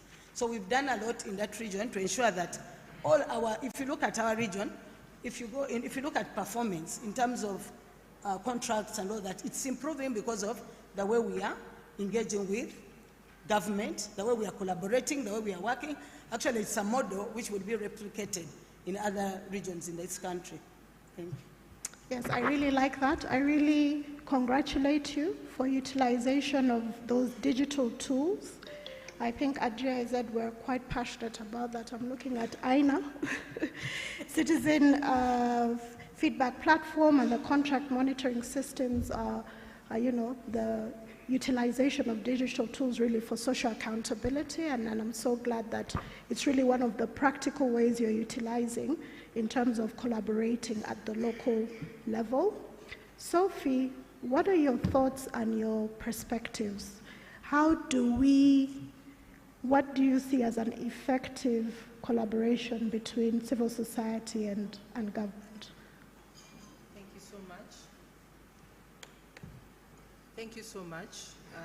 In my view, an effective collaboration and partnership with government, between civil society and government, really can be underscored through open communication that is clear and transparent, both on what is being done and what the gaps are, what are the best practices are, what is working and what is not working. And of course, this is what also facilitates the evidence-based dialogue, because with evidence-based dialogue, both actors are able to see how effective their engagement or involvement has been in this process. So with open communication and transparency, of course, trust is built at the end of the day, and trust of partners that are equal. Of course, the agency relationship is not left out, but partners that value each other's contribution to the whole equation. And eventually, accountability comes in, because with transparency, if you're able to openly communicate, you're transparent, you can even comfortably hold each other accountable. And in holding each other accountable, you look at it from a perspective of how you're building and strengthening each other more than you're critiquing each other's role and how the role is played. So in this way, you find that your partnership is much more stronger, and you can foster a common goal and common objectives, which are, at the end of the day, in this particular context, would be for the national development and sustainability that we are looking at in Uganda. So that would be my perspective. Thank you. Could I probe a bit further on the open communication and transparency, and therefore leading to transparency? Could you just give us unpack that a bit for us, and maybe with an example from CISBAC, how you actually channel your open communication? So open communication in the perspective of CSBAC is being able to relay what has actually worked and what has not worked and why it hasn't worked. Of course, using the voices of the citizens and the examples from the level of the final beneficiary of this development agenda. So if the final beneficiary, through several research and evidence that is gathered, is able to show you that maybe strategy X has not been able to get us to development, it means that you need to check that particular strategy. And there is evidence not only in a particular area, but at a national scale, then you're able to really look at that evidence and reevaluate your strategies and your interventions and the plan itself. So in that way, you're having comfortable open communication between the two actors, government and civil society, but also using the final recipient of development, who are the citizens, the evidence of what actually they benefited from the whole entire planning process, and you're using that to plan further, but also to review and reflect on how to better develop or better deliver development priorities. The brave volunteer. Mr. Kirenga, what are your perspectives? How should an effective government and civil society relation look like? Thank you, Diana. Before I make my submission, kindly permit me to express my appreciation to the two distinguished ladies, Deborah and Rosette, the authors of the paper that the chief planner presented here. For me, that message gives me hope. Yesterday we were in a dialogue with the National Human Rights Institution where people thought Uganda is coming to an end because we are going to an election. But for me, it gives me hope that we have young people in offices who appreciate what other sectors of this country contribute to, and that's the civil society sector. That one, I must appreciate it. And it gives me hope in a sense that people think that the people who matter are those who control the instruments of coercion in this country. But I can assure you that individuals who have brains can turn around the country in spite of such situation. So I want to make that submission first. Now, regarding collaboration and partnership, my understanding is that by the time someone or an institution feels he or she wants to collaborate with you, sees that there is something you have to bring of value. And if there is something that you have of value, then it's important that mutual respect is recognized, that there is transparency, and that you all come up with what you think are good policies or alternatives to whatever you want to see to improve on the situation that you are trying to address. So civil society, in my view, plays a very critical role. And that's why the framers of our constitution had to put a specific provision under Article 38 where the citizens have a right to participate in the governance affairs of the country. So it's not only a right, it's also a constitutional obligation. So it's paramount that government really works with civil society and sees them as partners. I would like also to appreciate the fact that the National Planning Authority recognizes one of our members like CISBAC. But I also want to inform you that CISBAC deals with what I would call the software, that is what I would call the social sector planning. But there are those who deal with the hardware, the justice, law and order sector, where we think there are serious issues that we think government should really work with civil society and strengthen that project and listen to what we tell them. We are now going into an election. We are going into an election, and it is in this election where we wonder, why should people die because of an election? I challenged the police and the army yesterday. Why should you really terrorize a young person who puts up his hands and is on his knees surrendering to you, and you decide to hit him all over the head, all over? Why are you hitting? Say, remember that this country constitutes 70% of this country are young people under the age of 30. If we keep on treating them and you don't want to listen to their voices, and you don't want to exercise their fundamental rights, you don't want civil society to speak out on such issues, access to justice. We have people, political actors who are in prison, but you don't want us to tell you that, look, if you can't take them to court of law, release them. Listen to those voices. That's how we shall accommodate each one of us, because we can't all think alike. And I think it is important that, as my colleague Rosette talked about here, yes, she accepts that they've been doing this, the dialogue has been maybe ad hoc, but they're going to have it structured, and I really appreciate that. Please also invite those who are working in the justice, law and order sector and hear their views in terms of issues to do with human rights, access to justice, and hear the voices of the marginalized people, human rights defenders in the grassroots. What are they saying? How are we observing the Constitution that is the supreme law of this country? So the partnership is good, and I would really want to see the National Planning Authority and other agencies of government really invite civil society as partners to come and engage with them, and we shall also follow what we've been advised, especially on evidence-based advocacy. These are things that I think we are willing to work on, and we really appreciate the gesture of government. Thank you, Mr. Kiren. I think that's a challenge for all of us in the room. And Rosette, in terms of cooking this structured framework that you're actually putting in place, I think you've also looked into it being representative across all the different sectors, including the justice, law, and order sector. But in line with that, maybe just to come back to you, Rosette, what do you think, and we're going to do just one more round, then I open the floor to anyone who would like to participate in the conversation and discussions.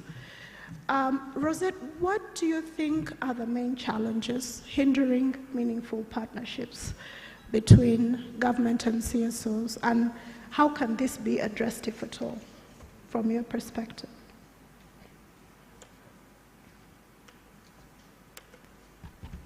Challenges, you said?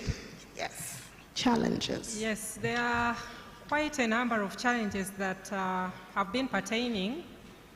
One of them, of course, being the resources, because for most of these engagements, we need to have resources. Secondly, considering the kind of work we do, its planning is very consultative in nature. So sometimes we have not been able to do the necessary consultations because we have been limited by resources. But with this engagement, we believe we shall be able to overcome some of these challenges, because as parties or partners in this discussion, we can be able to put together our resources and do some activities together. Activities, say, in terms of research. We could do some researches together, or you could already have some research findings on some of the areas that we shall be working on, and you can be able to share some of that information. So in that way, we can be able to overcome some of the issues relating to resources and the constraints they are under. We also have had challenges in terms of evidence, just like my ED mentioned.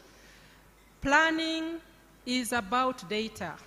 Planning is about having the necessary evidence. You cannot be able to front a given issue when you do not have the necessary evidence to back you up.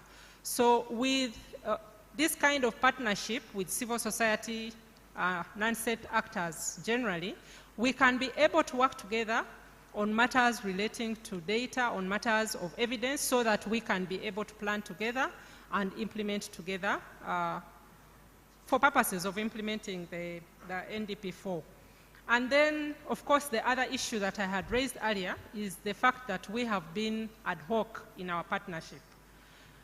When we put this non-state actors engagement framework in place, we shall be able to engage across the spectrum. Engage in terms of the different non-state actors, because you work around different thematic areas. So we shall be able to engage with the different thematic areas. You'll find that different civil society organizations work on different aspects.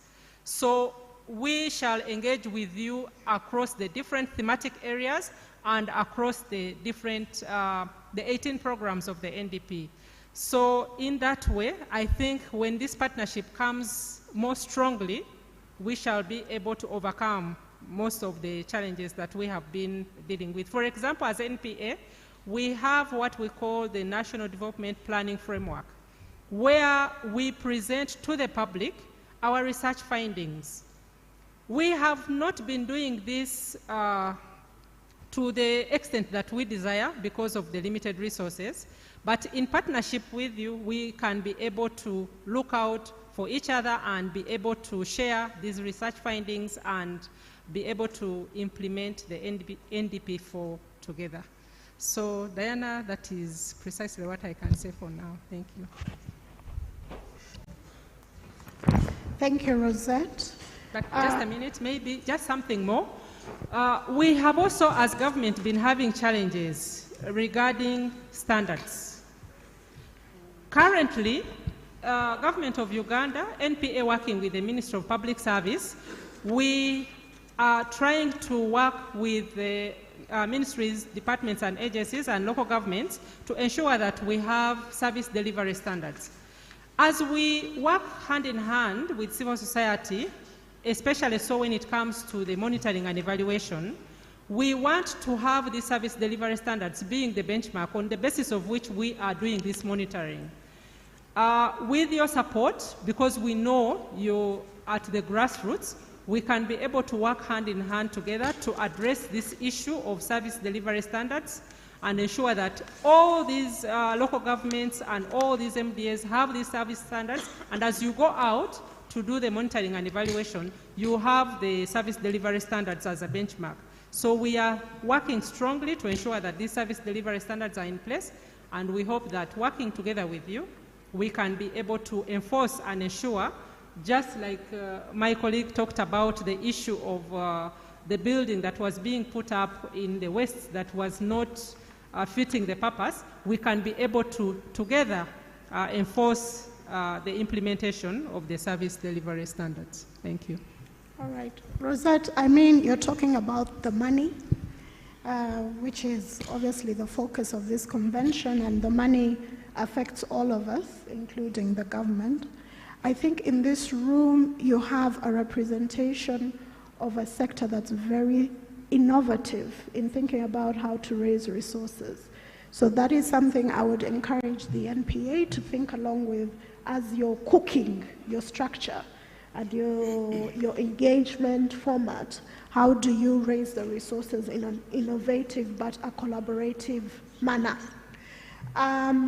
Evidence-based research. This, of course, was touched upon by the executive director of NPA, and I think as a sector we need to think about how do we tap more into that as a focus of how we foster collaboration with government. Dr. Albert, you had a very comprehensive coordination framework set up with MOUs, roadmaps, technical working groups, improved data due to contribution from civil society organizations.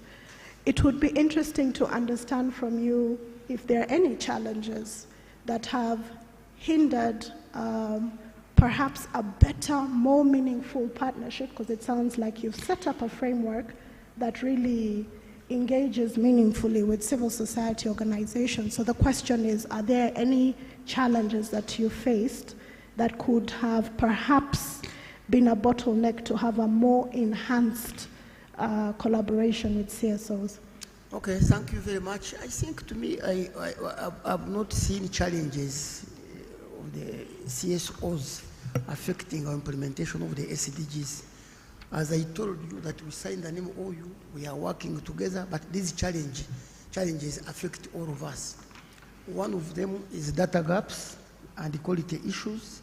I've just mentioned that out of 232, the eligible ones, the eligible indicators are 201, but we are not measuring all the 201 to know who is left behind or what is a problem, some indicators. So the 54 indicators, which we are not measuring, definitely we need to measure it. And as you are aware, Uganda Bureau of Statistics, of course, conduct censuses and surveys. They don't collect administrative data. This administrative data is collected by ministries, departments, and agencies. And of course, they are also affected by the communities where this information is required from. And it is the CSOs who have the access to these communities to create the information. So they are also limited, and it becomes a challenge to both of us. And it goes back to what Rosetta and Edie was saying on evidence-based decision-making. Yes, you can take a decision based on data which is available, which we have. But that you don't have, definitely you can't do much. The other one is financing. Though we are affected as a government, not to have enough money to cover all the programs and priorities for SDGs. Likewise, the CSOs are also affected. The way they are operating now is different from the way they operated 10 years ago when we used to work together. And when I engage them, the main reason they give is limited resources, where you would invite them and 10 people come for meetings and so forth. Now only one person come, or sometimes none. And why? Because they are limited by resources. So that becomes a big challenge. If not looked at, definitely implementation of NDP4 as far as those areas are concerned still is a problem. But still again, working with the government as our resources improve, definitely we shall make sure it happens.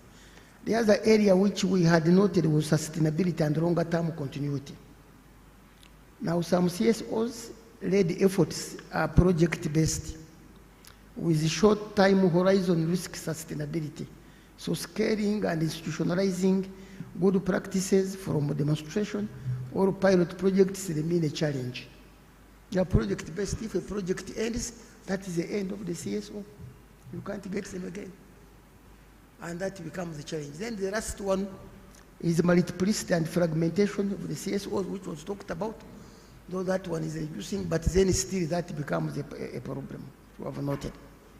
So if all those challenges are, we partner with CSOs and we make sure that yes, it can work, but of course, some of them are external, we can't do much. But we pray that yes, the resource mobilization improves and then work together collectively. Thank you very much. Thank you, Dr. Albert. So we have another cry on financial resourcing and sustainability of how we collaborate with civil society organizations. Sophie, do you have any thoughts about challenges before I move quickly to the audience? Yes. From a civil society perspective, I think today we are faced with an unusual challenge of a deepened citizenry disengagement in public policy formulation, implementation, and everything government. And I think this disengagement of citizens or the citizenry is stemming from quite a number of reasons. Of course, the behavior and character of government and how it governs is one of them. The non-responsiveness of the state in terms of aligning everything government, policy, formulation, implementation to changing and transforming people's lives. And then, of course, the characters around corruption and the non-responsiveness of government to actually deal with it and entirely deal with it. All these are really contributing to citizens' disengagement, and citizens no longer feel they should be part of government processes, and that really works against civil society and their ability to either mobilize citizens but also citizens' empowerment. Then the other is relating with civil society capacity to sustain a constructive engagement with the planning, implementation, monitoring of a development process like the National Development Plan and its implementation entirely through an entire cycle of 5 years. The ability to sustain that engagement is a big challenge. Of course, some colleagues have already highlighted the issue of resources, the resources that support civil society to sustain that engagement, but also technical ability of civil society comes in handy, and the conducive operating environment. The fact that the operating environment is not conducive, civil society also find themselves disengaged in this particular engagement and building constructive dialogue with the government. So those will be the key challenges that I will really flag. Thank you very much, Sophie. I think a disengaged citizenry is a huge problem.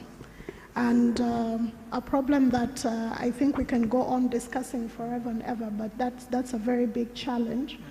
And I think actually a collaboration or a collaboration format to try and see how to re-engage with the citizenry is quite important. That's why I think what Rosette is cooking in the NPA would be an important forum for an in-depth discussion and a deep dive into the issue of disengagement of citizens. So we now turn to the audience to see if there are any thoughts on the conversation that we've been having. It could be comments, it could be questions to the panelists, it could be reflections. The floor is now open. I think we just go with a round of the show of hands, and if there is a mic, it should be passed just.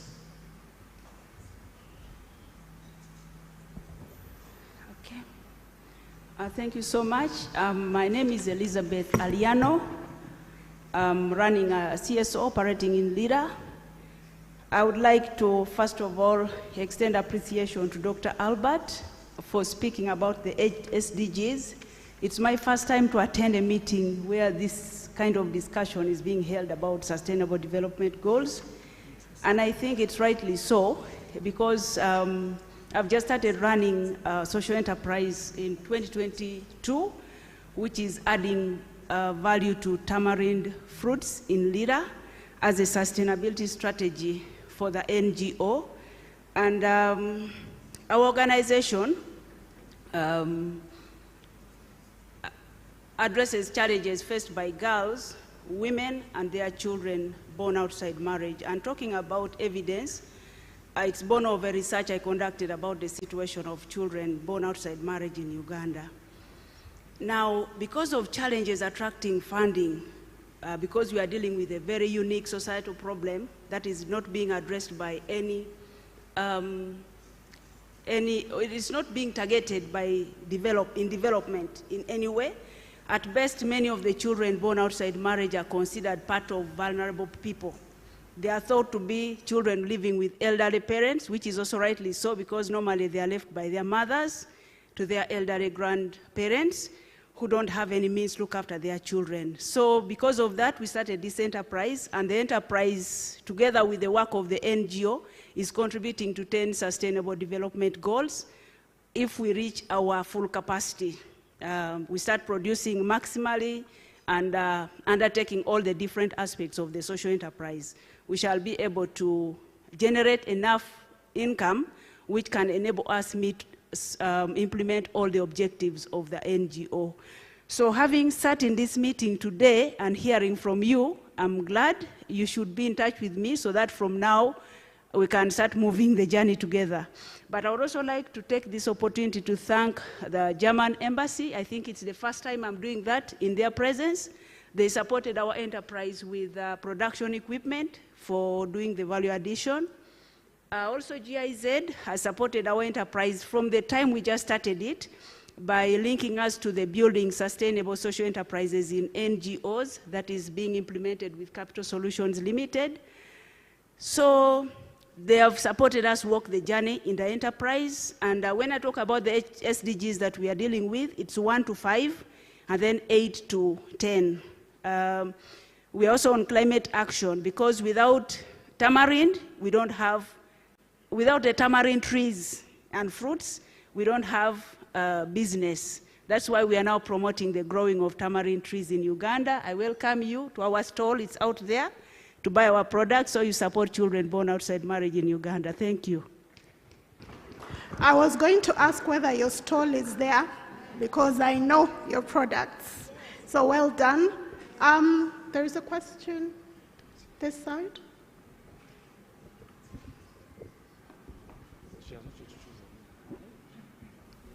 Yeah. Thank you. My name is Andrew Karamaji.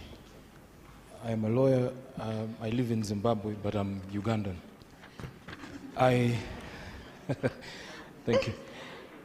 I respectfully disagree with the notion that there should be a relationship of the kind that has been described here, that government should be in bed with CSOs, or that CSOs should be in bed with government, for a few reasons. Some of them are constitutional, others are practical, and I'll run through them quickly.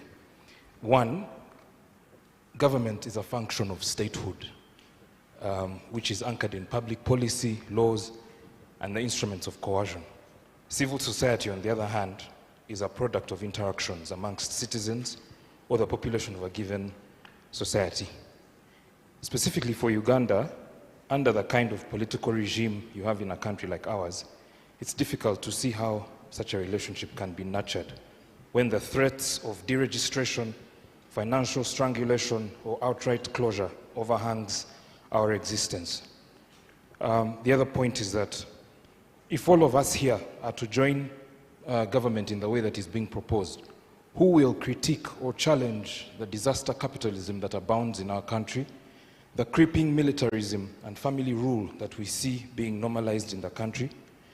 And I think there's a serious problem when you see a government that is excited about the existence of service delivery NGOs. I think that should be an embarrassment to a government, because the primary role of a government is provision of these services. Therefore, the fact that we are this many in this room is an indictment on the sitting government. They should work to ensure that we have no work, as opposed to them celebrating our existence. Finally, I mentioned that there is a constitutional provision that indicts that. And before I mention that, just one question here. Why should we have 500 members of parliament, over 500 members of parliament, 200 RDCs, 150 presidential advisors and counting? We are taxed to the bone and yet still have to support a government, which I don't think, in my subjective view, does not exist. Then hope that this will help provide these services. And to the dear lady Rosette, I don't think that the human rights-based approach is tenable in a country like Uganda, where we neither have a government nor citizens. Beyond holding a national ID and passports, many of us are really residents or inhabitants, but not citizens.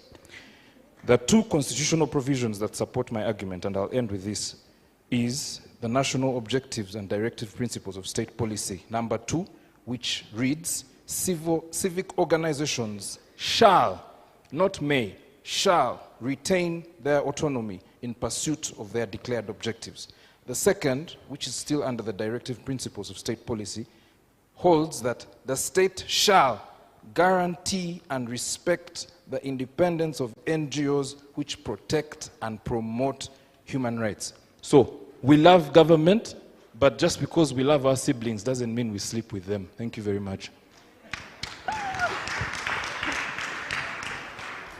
Okay, so there we have a provocative alternative thought regarding collaboration. And I think the question for the panel would be no collaboration or collaboration while maintaining some level of autonomy and independence. Is that possible? For the panelists to think through, reflect, and respond. Could we have someone from the middle, then someone from this side, and unfortunately we're running out of time, so we may have to cut it short. I'm Byakuyama Peter from Toro region, from the Toro Civil Society Organization. If we look at the strengthening collaboration, we need to go beyond the words. Like in our region, when there is the implementation of elephant projects. Now, from the center, they come and build facilities like agro-led for improving the livelihood, but you find that they have put a facility in an area where there is less raw material to supplement the industry. And you get to the point that those facilities are invested highly. And when you look at the local mobilization of those communities to participate in the use of those facilities is low, and they remain idle when you have invested of billions of money. And in our region, we have many, they are idle, and others which are there are working at a low productivity. They put the facilities without considering the other supporting elements. Like the area might need electricity, there is no power, but you are putting a facility that can add value. There is no water, the facility needs water. Suppliers of those materials are not in that area, it is in another area. So you find a facility like a milking cool plant or a maize mill in those areas where those farmers are not there. And then there are no efforts or strategies of engaging the civil society and other players like local governments, how to bring them on board and make those facilities function. But the only thing they see is they put the facilities and that's the end. That affects the collaboration beyond money. There are areas where the civil society and other players can give best solutions, how best such a facility, if they are there, how can they work? And also, how do we involve our communities? Beyond saying that there is a planning cycle, and the planning cycle, people are supposed to have a planning meeting for their identifying priorities at the grassroots. But you send a circular today that tomorrow we're having a planning. Now, how do you best see an LOC1 mobilizing a community to bring input into the planning? And then at the district level, the national planning is done early. And they send the national development plan where a district has just to identify what fits itself. Yet, it would be vice versa, where the district brings the key priorities, but then the document is already done. There's nothing they can change. They say these are the indicators which are provided, these are the activities. Now it is the same district where you have to identify what fits to you. And when you see that some of the activities are not there, then they say some activities which are not there, it is not easy to be added, to be funded. So if we are to do the collaboration, that is not be central, comes and implement activities without having the key stakeholders at the grassroots, whether those activities or projects are viable for those communities and how best the players who can be at the civil society and others in those regions. Thank you. So that's a question regarding bottom-up approach planning and how that in effect actually affects disengagement of communities.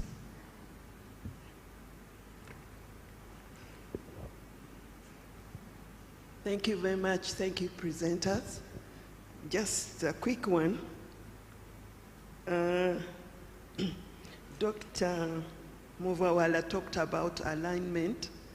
If we talk about alignment, I think it's also necessary that civil society contributes or is involved in the conceptualization, because you can't align unless you are also a party. So I think that's also very important. The second question is about checks and balances. Government is very sensitive about this, but it's a principle over the years that there must be checks and balances. When the government is doing or carrying out its activities, civil society plays that role of checks and balances. That's why we have parliament checking government, government checking parliament. You have the judiciary checking the other arms of government. So, as Robert was saying, we need these checks and balances to have democracy. Otherwise, there is no democracy. We cannot all ride on the same boat and agree on everything, but civil society can come in and also bring in ideas. That's what I wanted to say. Thank you very much. I'm sorry we have to close the session from the audience, unfortunately due to time. I would like to give this opportunity and return it back to the panelists. If a question was addressed to you in terms of a thematic focus or based on what you discussed, please address the question. But in addition to that, could you just give us a closing remark regarding proposals? How do you propose in the short term and in the long term actionable proposals regarding the actual civil society government collaboration, how could it look like from an actionable point of view? So I would ask Rosette to start. Thank you, Diana. I will not answer all the questions that were addressed to me. Some were comments. I will attempt to give some responses to others. On the issue of whether we should collaborate or whether we should retain our autonomy or independence, the law notwithstanding, I think we are partners in this. We are all working for the same people, the people of Uganda. So there is need for a balance in the sense that if NPA is planning, we are planning for the people of Uganda. And like I mentioned earlier, planning is very consultative in nature. Now, if you as civil society are saying you're also working for the people of Uganda, and NPA is planning for the same people, and you have data, say for example, about vulnerable communities, what does it serve you to have that data and you keep it to yourself when, if you furnished NPA with that data, it would enrich the planning? So my call to us all is that let us work collaboratively for the people of Uganda. Because when you have that data and you keep it to yourself, then it serves no purpose. So we are looking at this mechanism for purposes of serving the people of Uganda. Work as an independent civil society, but let us have some point of convergence for purposes of serving the people of Uganda. When we do the planning, particularly for the vulnerable people, when we look at the human rights-based approach, we are looking to participation, particularly of the vulnerable. We are looking to accountability. We are looking to non-discrimination. We are looking to empowerment and linkage to the law. So that is the perspective of the human rights-based approach. When we are engaging in this planning process, we try as much as possible to ensure that all participate. We try to ensure that we empower the people we are planning for, because it is only an empowered community that can be able to hold those with the authority to account. And then regarding, for example, we did a study on ethnic minorities. And this study informed the NDP4. So in case you have such kind of information covering different aspects of our vulnerable communities per se, it is important and it is actually enriching for this conversation to avail us that information so that we can be able to work together and ensure that your recommendations in those study findings can inform the planning process and enrich the processes for purposes of implementing the NDP4. And then there was the issue of bottom-up planning. We have, to a large extent, tried to do this, but like I mentioned earlier, sometimes we are limited by resources. So where we are not able to reach out to all those that should be participating in these processes, this framework, in our view, would help us to reach further down where the civil society organizations are working. You'll find that, for example, as we do the consultations in the planning process, we may stop at the regional level or we may stop at the district level, but you are beyond that. You are at the grassroots. You are in the villages. We can be able to work with you so that even the views of the people at the grassroots can find their way in the planning process. So that is why we strongly feel that this kind of interface with the non-state actors would be able to enrich the planning process, despite the differences that may be there. Yes, I do appreciate the comment by Madame Margaret Sekaja in terms of the alignment. Even as we were developing the NDP4, we had engagement with the civil society organizations, both within the programs, but even as we went out in the local governments to do consultations. So indeed it is important that the non-state actors, the civil society organizations, engage in the planning process for them to be able to appreciate what is entailed therein, for them to be able to finally align their strategic plans to the development plan. And then in terms of checks and balances, I wouldn't agree more. Yes, it is important that these checks and balances are in place for purposes of being able to ensure that we are kept on track as government.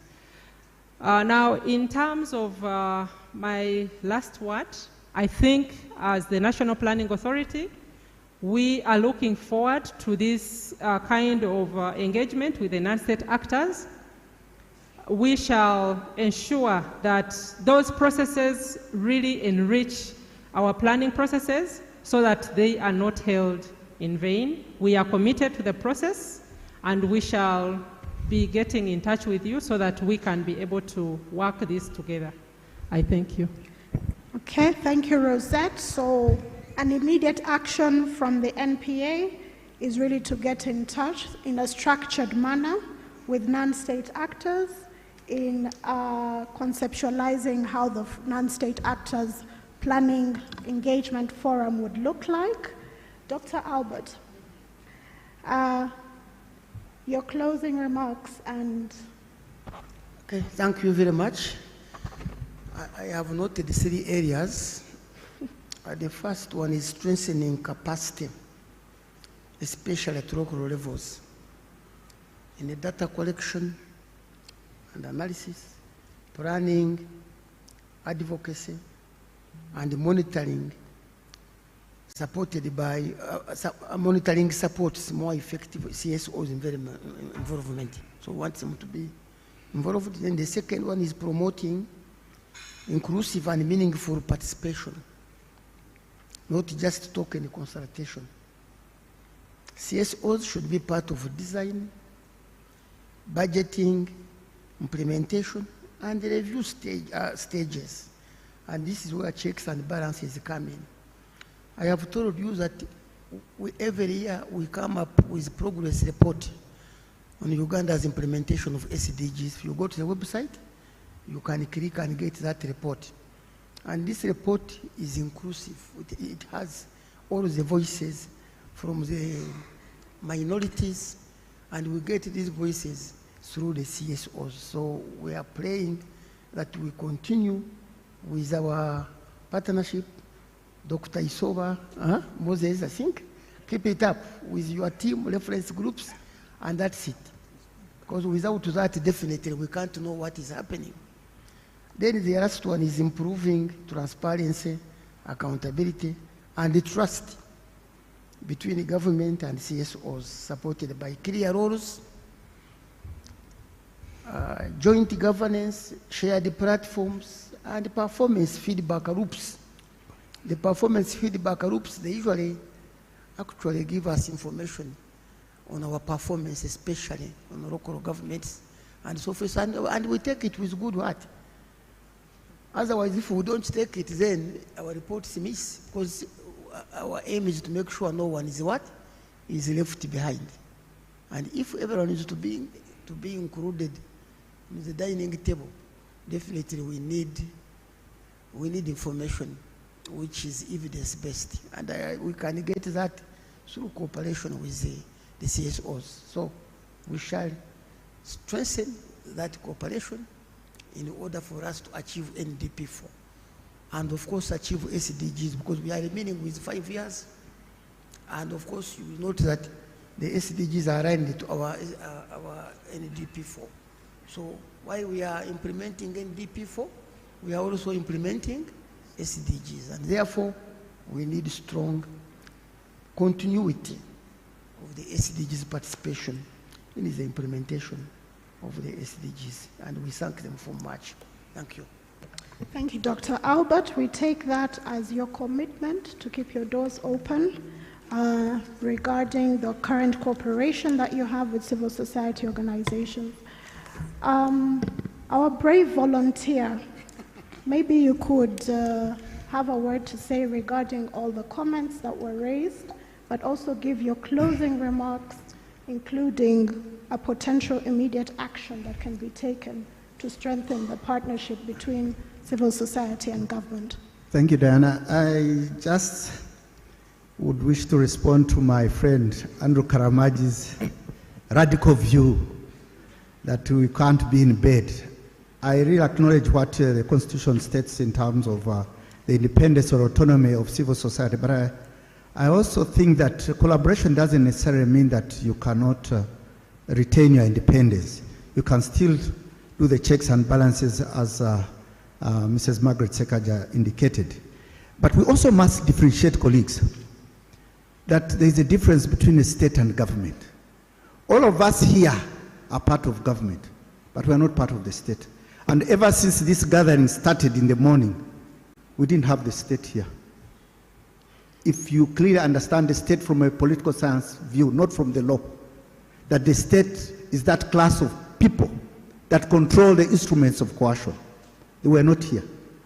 What we had here was government. And if you learn to differentiate the two, you will know that we all have a role to play and we are part of government, but we are not part of the state.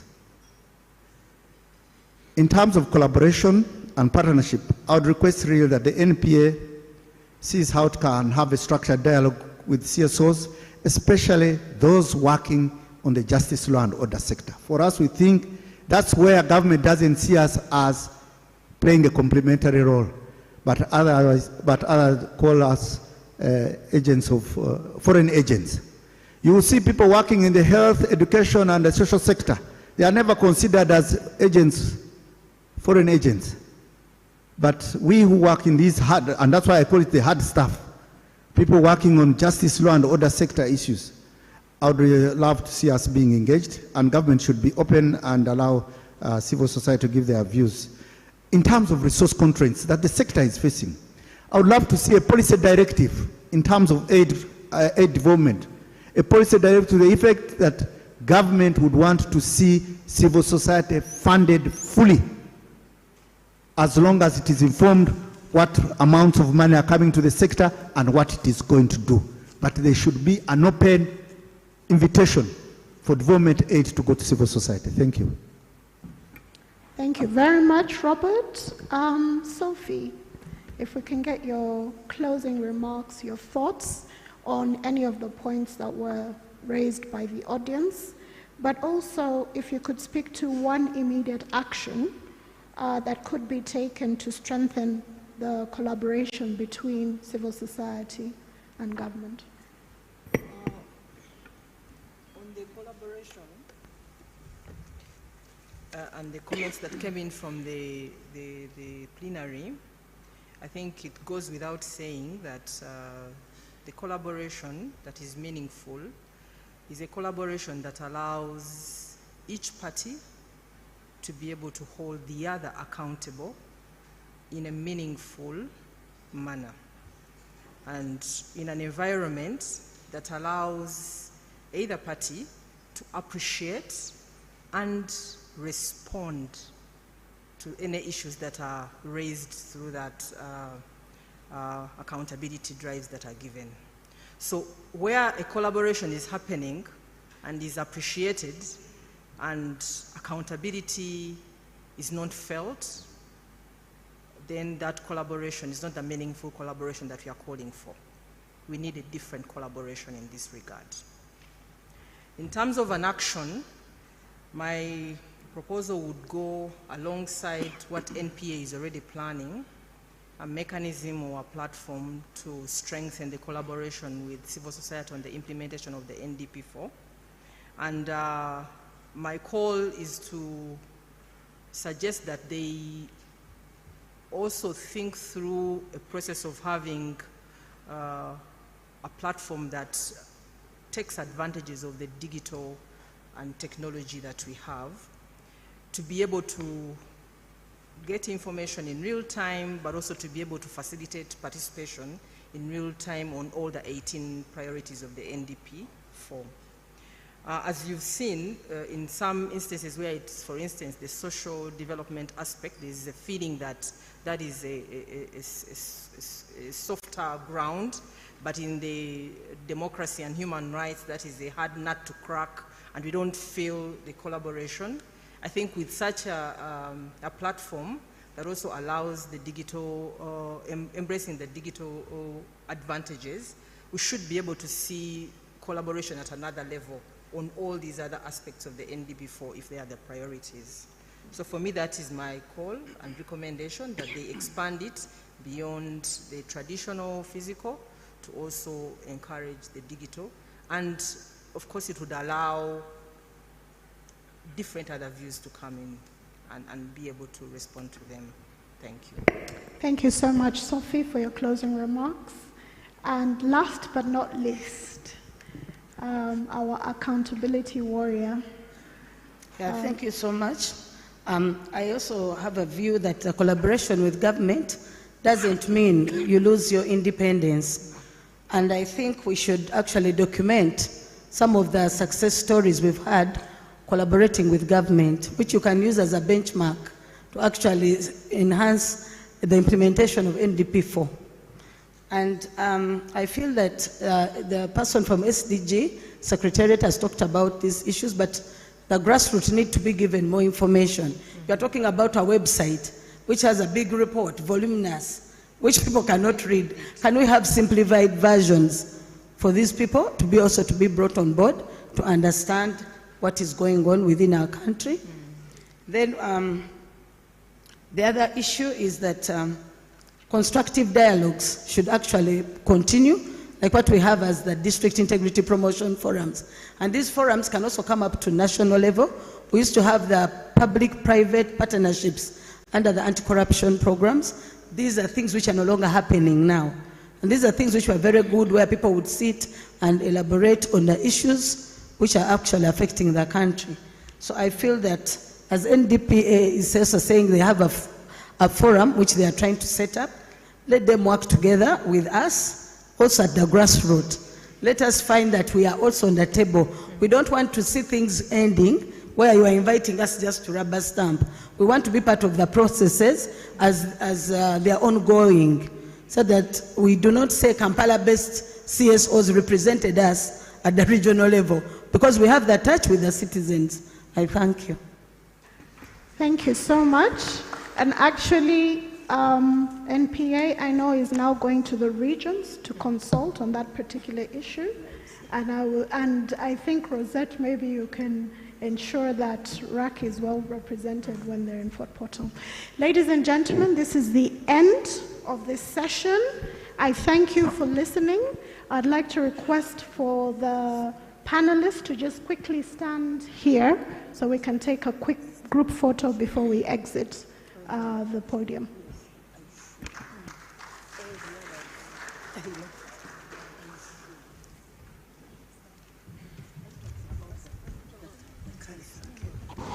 That's why it's there.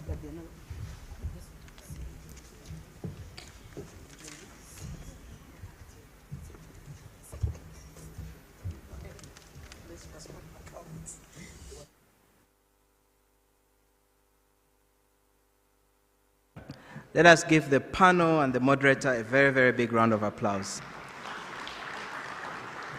If you're not generous with your clap, we shall not clap for you. So please do clap.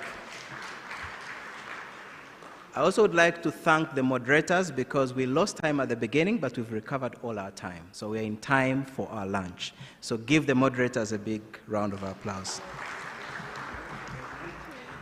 We received feedback during the sessions that the sign language is not being seen on the screens. So thank you so much, those of you who wrote to us, those of you who made the... I'm going to bring your stand, don't worry. Those of you who made the comment, now we've adjusted, and you can see that those of us joining us online can see the sign language. But if you're in the room and you would like to benefit, would like to suggest that you talk to one of the ushers with the red tag. They'll bring you to a position where you can see the sign language interpreter. So thank you so much for the feedback. We've been able to rectify that. As you will have noticed, some of you have already benefited. We have exhibitions going on outside, and I'd like to give a shout out to Defenders Protection Initiative, who are running a digital and mental health clinic just outside the room. So please give them a big round of applause. Stephen is here, so if you're here and your NGO is not compliant, they're also able to help you right now. So please go and get the support. We also have an organization called the Albinism Umbrella, which is doing a lot of work towards strengthening the capacity of persons with disability. They're also doing an exhibition outside, so please, during the break, take time to take advantage of that. Chitagata Voices of Hope and Empowerment Foundation is also doing work around livelihoods, child learning assessments, and safe motherhood and maternal health. They're outside doing an exhibition, so please get some time and visit their stall. The National Association of Women's Organizations in Uganda, they train grassroots women and make handcraft materials like baskets, fabrics, wall hanging. So if you have money in your wallet, please visit their stall and support the women. Purpose Skills Clinic Foundation is training young people in digital solutions across the country. They also do a lot of handcraft empowerment for young women and young men, and they have a stall downstairs, so please do visit their clinic.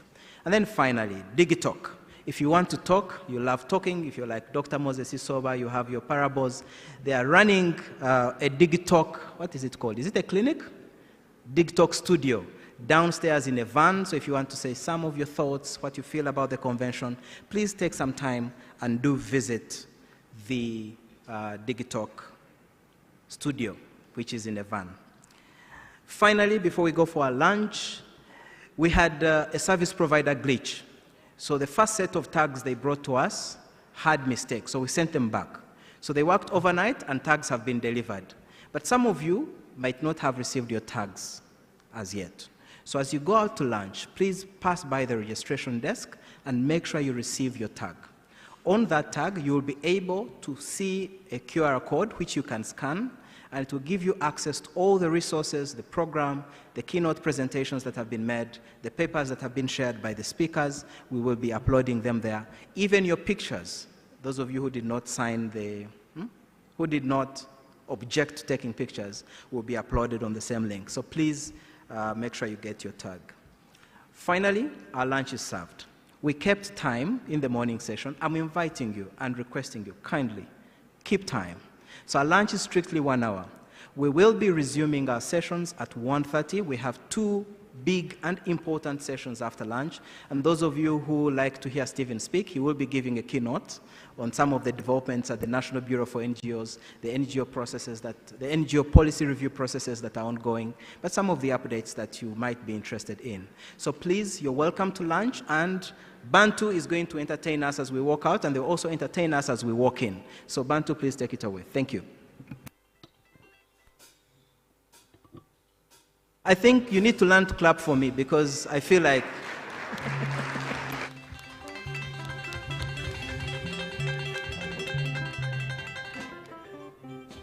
looks like you made it. Look how far we've come, my baby. We might have took a long way. We knew we'd get there someday. They said, I bet they'll never make it, but just look, others holding on. We're still together, still going strong. You're still the one, I run to, the one that I belong to. You're still the one I want for life. You're still the one, that I love, the only one I dream of. You're still the one I kiss good night. Looks like we made it. Look how far we've come, my baby. But it took a long way. We knew we'd get there someday. They said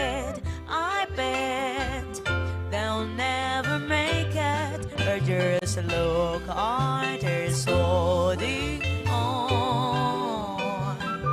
We're still together, we're going strong. You're still the one, you're still the one I run to, the one that I belong to. You're still the one I want for life. You're still the one, you're still the one that I love, the only one I dream of. You're still the one I kiss goodnight.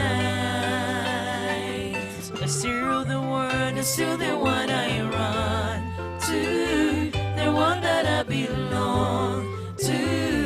You're still the one I want for life. You're still the one, you're still the one that I love, the only one I dream of. You're still the one I kiss goodnight.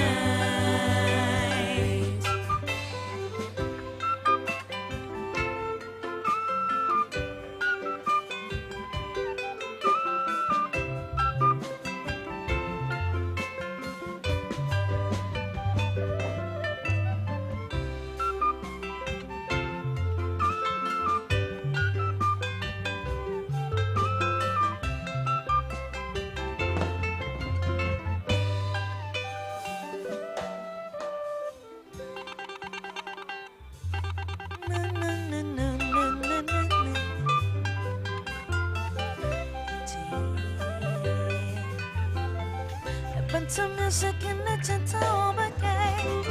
A bunch of music in a gentle bouquet. Kingdom, wisdom, bunch of music.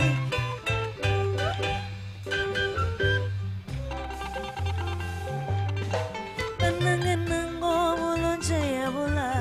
Alimo sola ndemwe shirabo makula. Mwanvu samwanvu wachitema. Amanyage uli. Yagenda kulaba kubakate. Nensobeza nsingo biri bweziyita tenate.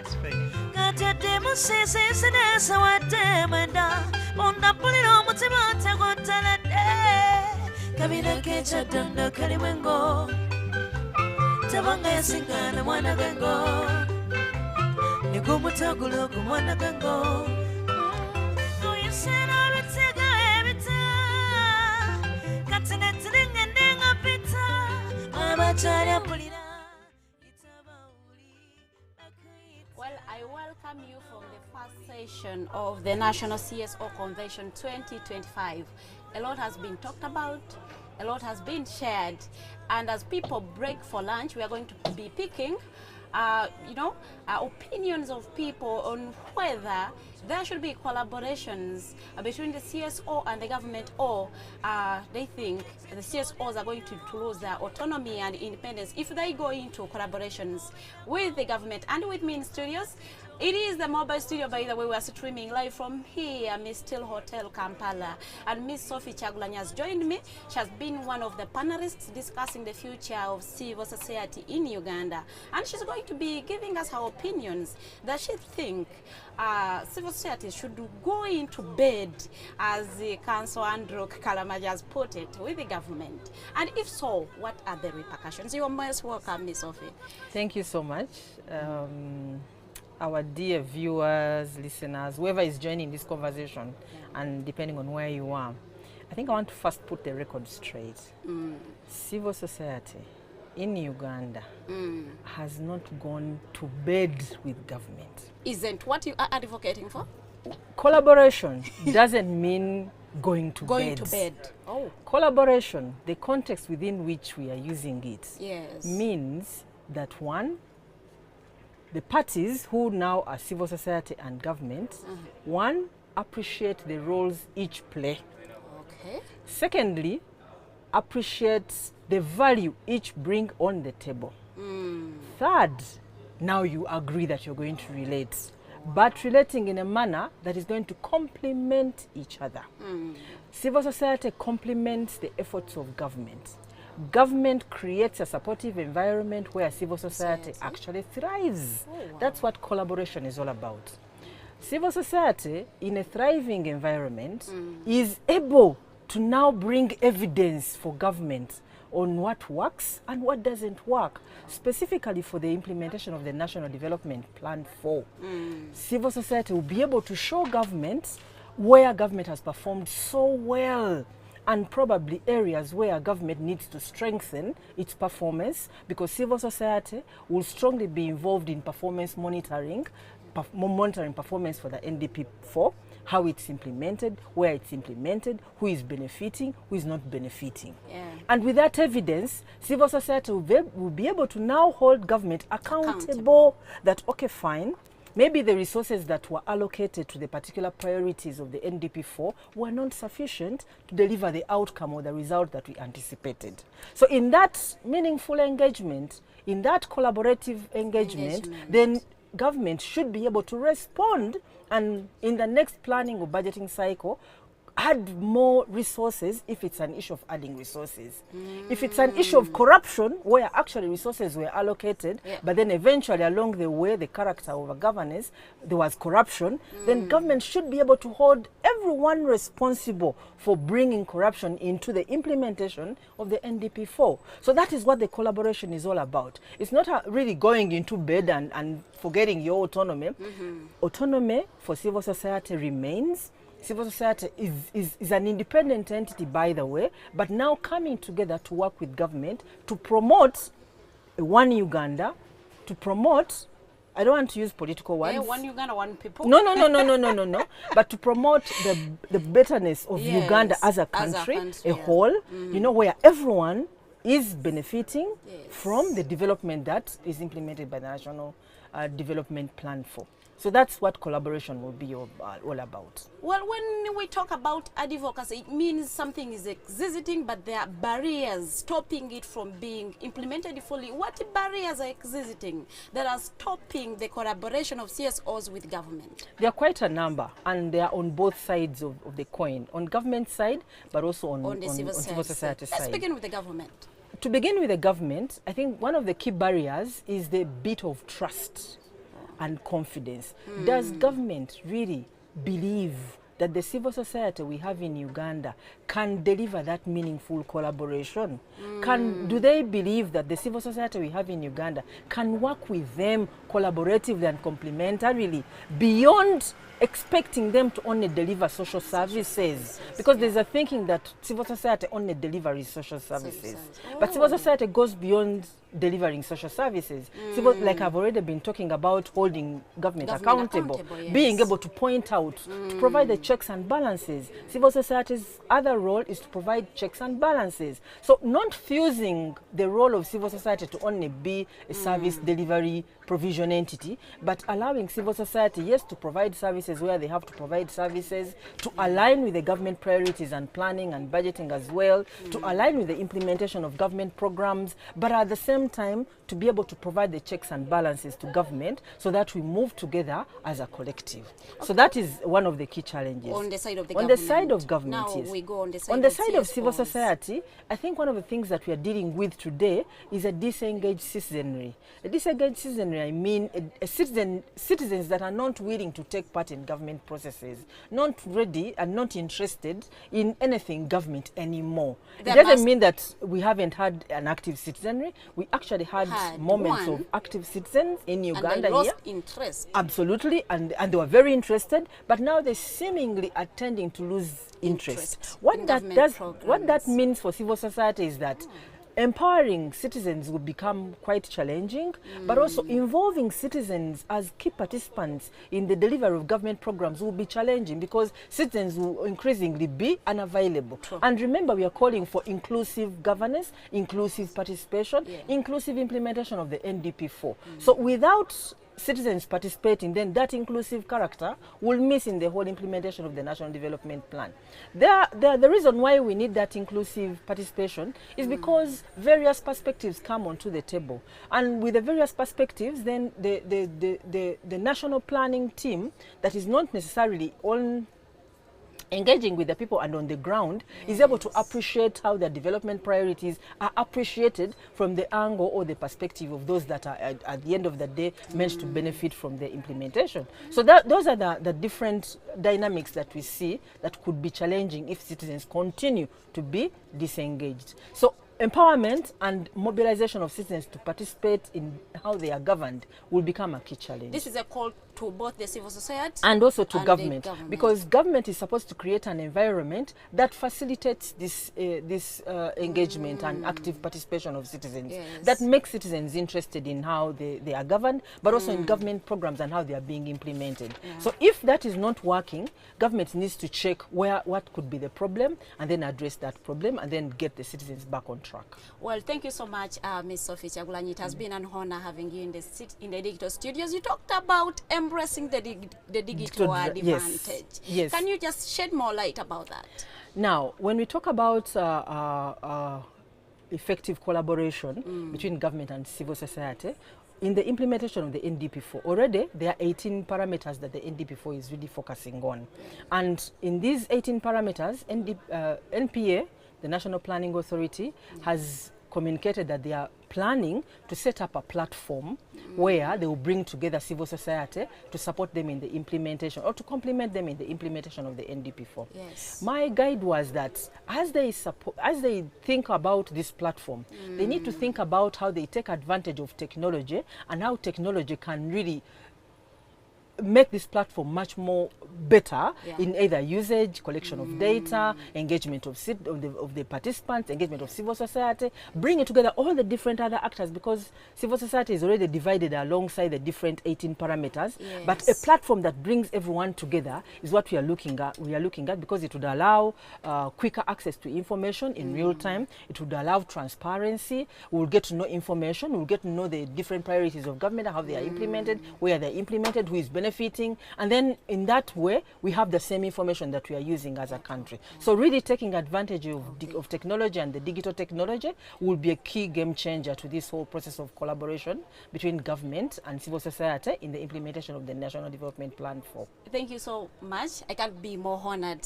I want to thank you, those that have joined us live. I also want to inform you that DigTalk took advantage of the digital era, and as you can see, we are live, we are digital, we are using a digital van. I'll be breaking shortly, and in a few minutes I will be having another panelist talking about the future of CSOs and whether we should go into collaboration with the government or we should maintain our autonomy and independence.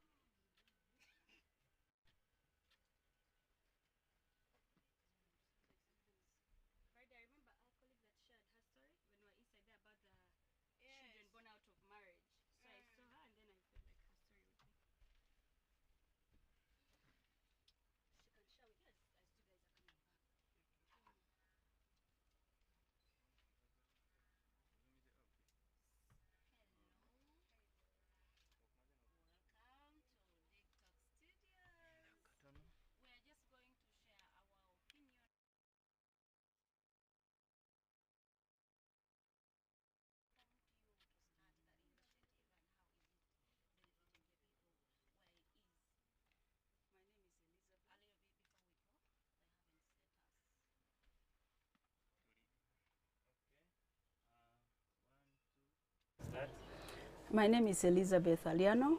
I'm an executive director at the Center for Women and Children's Reintegration, an organization I founded in 2019.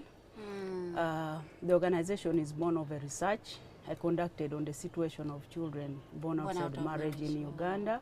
It was my master's research, and actually the organization is implementing recommendations of my master's research. What motivated me to do this is that I used to be a probation and social welfare officer with government. And when you visit the probation and social welfare office, you'll find neglected children, women with abandoned children, women whose husbands or boyfriends had told them to abort the child and they chose not to. Abort. But to abort it, and then you chose not to. They have full responsibility to the so kid. he leaves the full responsibility on you because you refused to abort. He offered the money and you refused. And then there are also men who are married and impregnating girls. Outside their marriages. So you should not talk about it. Yeah. And especially they're the ones who tell the girl to abort that child. Yeah, true. So if you refuse, you should never talk about it. So these children live in a lot of fear. I mean, they live in neglect. They don't get any support from the father. So all the basic needs, many of them suffer them. And why? Because in most cases, the mothers may not be having the resources to look after their children. And in our definition of children born outside marriage at the Center for Women and Children's Reintegration, it is children born of war, children born of relationships that did not work, children born of aid workers.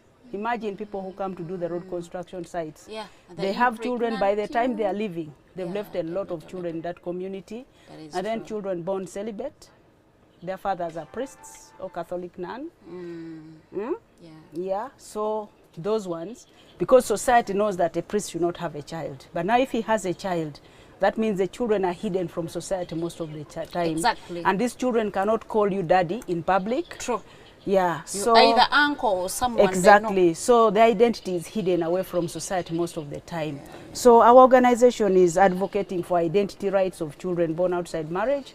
We are also advocating for sexual reproductive health rights of girls and women as a preventive measure. Because why do I carry a child born of rape or defilement? If, for example, I'm a mother and I know my child was raped, or I'm a woman and I was raped, I should go and get prevention measure from sexual reproductive health service providers. Why do I carry pregnancy of a child that I'll regret having all my life, you know? Yeah. So we are also doing advocacy for economic rights of the girls, women, and the children born outside marriage. Well, thank you so much. I want to appreciate you for that in-depth research and the recommendations therein. But I want to look at the legal perspective. Are there any laws defending these kids born outside marriages? Yes, the laws in Uganda are very clear, but the challenge is the enforcement. Because when you go to the Children's Act, you'll find that there's the right for a child to get recognition and support from both the parents, the right of a child to have a father and a mother, the right of a child to get all their rights provided for. All these rights are there, only that the enforcement is a problem. Even when I was a probation officer, I suffered that big problem of enforcement. But then we need to work around enforcement. How better can we have these laws being enforced? It is a challenge enforcing these laws because one, corruption is a hindrance. Corruption is a systemic problem within the justice law and order sector. You do not know the form it takes. You do not know why a file has disappeared. You do not know why the case is not progressing. Maybe some money will have already exchanged hands. So you keep on moving to court, moving to the offices all the time. But you see people are tossing you and you do not know why they are tossing you. Maybe money will have exchanged hands. So corruption is one. And then also the challenge now is that the issue we are dealing with is linked to patriarchy. A system that does not see anything wrong with a man's action. But when a woman does the same thing, everybody is pointing fingers at her. You are a harlot, you're a prostitute, you're sleeping with men, you have wronged men, you know. So that is also another reason the children are suffering, especially the girls and their children. You are accused of having denied the family bride price, and yet someone could have raped you. It was a defilement case. You know, it was a relationship that did not work. You cannot force it. If things don't work, you should part your ways, but does not mean the father should not provide for the child. Care of the kids, yes. Yeah. And then also what I always struggle with is empowered women. They say I have everything. I can look after my children. But I'm telling you, even when you build that house of yours with your money on your father's land, the same clan or family will chase your children away because they don't belong. That's why we're advocating for identity rights. We want children to belong, you know. Yeah, that is. So there are also now an increasing problem of children marrying their siblings. because you were never introduced. You did not know this is my sister. I know of a case of a man in Mukono who lived with a woman for 20 years and had 5 children and don't know they were siblings. What? The very first time they are going to a family gathering is when they learn their mother is the same person. I also know of a man who committed suicide the day his son came to marry his daughter. So now that is where we are heading. That is if we keep on concealing the identity rights of the children. So there needs to be, something needs to be done. But then I want to connect our conversation to today's topic of the future of CSOs in Uganda.